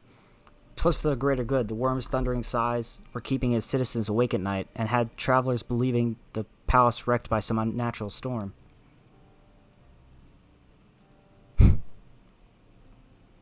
What of your own answer, then? You seemed disinclined to adventure into the void. When I was one with Nidhogg, his vengeful thoughts were my thoughts, his endless rage my rage, and the soul-chilling grief he nursed for Ratatosker's health. I would not wish such agony upon a foe, let alone a friend and ally. If there is a chance we can spare Vritra that pain, then I will follow you. An unusual crew we have here. Indeed, but perfect for our purpose, I should think. I'd rather not bother the Scions with aught less than a dire threat to the star. Now, on to specifics. Unlike the first, where the Flood of Light was halted before Steven's station was completed, the 13 has been utterly subsumed by darkness. My plan, as such, is to explore the void in stages, withdrawing to safety after each brief foray. 'Twould be more convenient had we some manner of base camp nearer to the gate itself. One of the palace chambers should serve. Come, let us reconvene outside Megadula.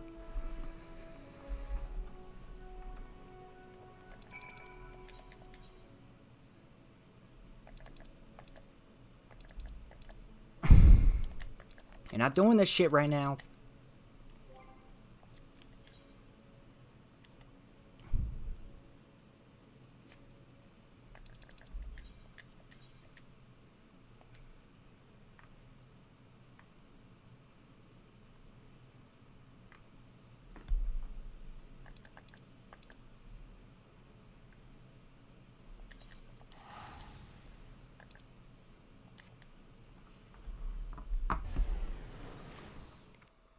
Alright.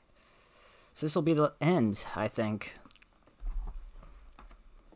I mean, it's a good cliffhanger to leave off on. Whatever the hell happens here.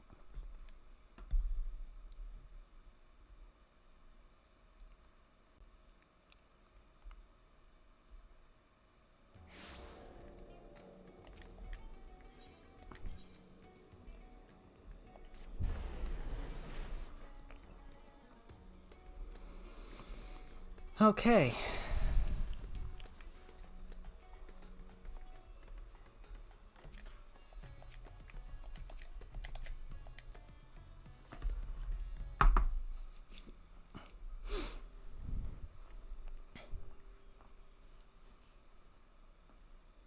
And so we will require such suitable accommodations. Might we make something available for our guests? All the chambers are presently hosting the great mounds of treasure we carried out of the vault. Once the Foundation's activities begin in earnest, however, we can redistribute the trove and make a room or two ready for habitation. Good. Please inform me when you've completed the arrangements.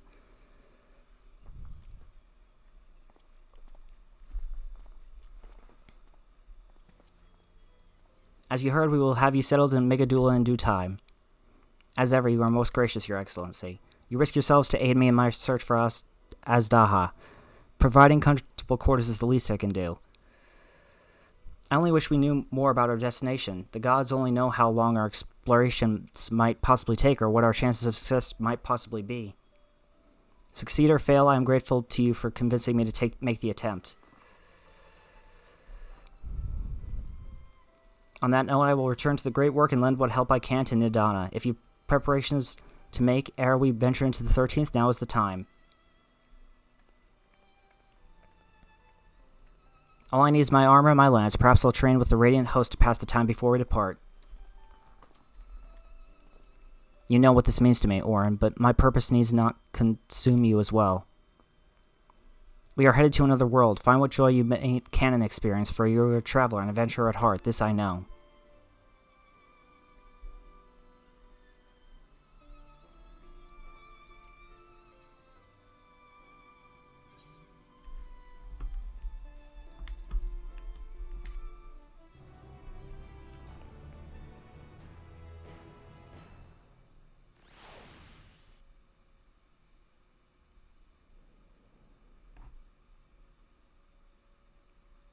Oh, here we go again.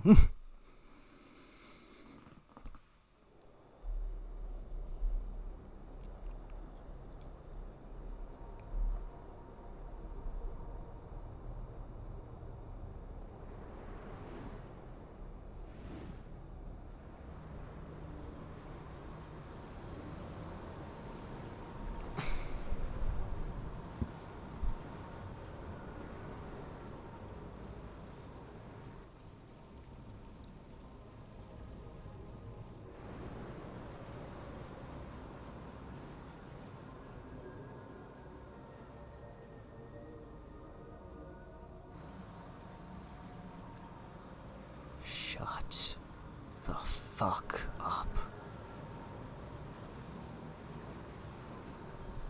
Oh, okay. Not who I thought it was. Unless I am returned. It's a Reaper. To be swallowed, bereft of senses.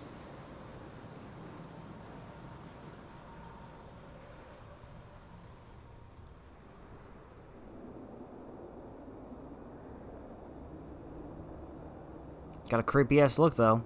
Give him that.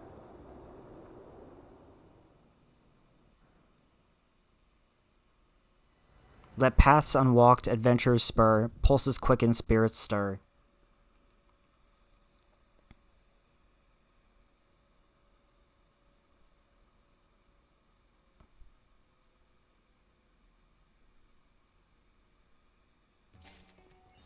Wait, that's it? That's your poem? Wow, okay. But of course I've got to end things here. So thank you guys so much for watching. If you haven't already and you enjoy what you saw here today and you want to help support the channel, feel free to leave a follow here on Twitch, like, comment, and subscribe to the YouTube channel, and follow me over on Twitter to stay up to date for when I go live next. I'll see you guys next time. We're going to raid somebody really quick, and then we're going to head out for tonight. Yeah.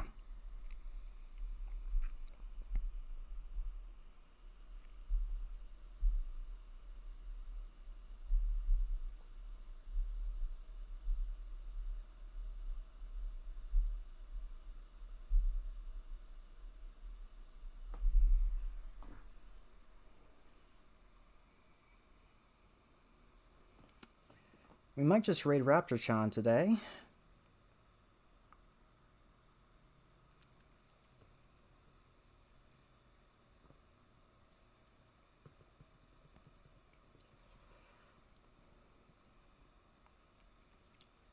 They have a goddamn ad, so I can't tell if they're doing spoilers or not.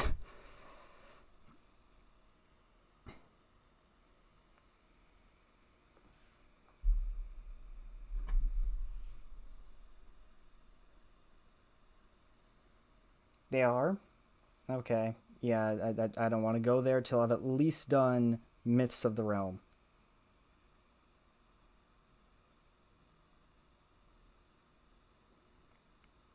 Alright, let's actually raid Jack Moro. We haven't raided him in such a long time.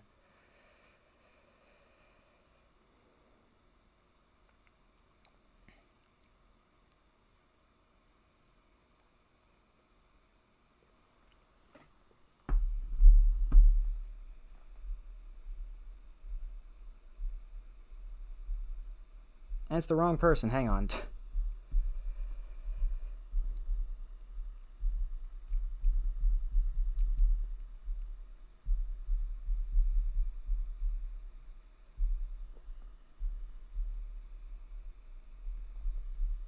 There we go.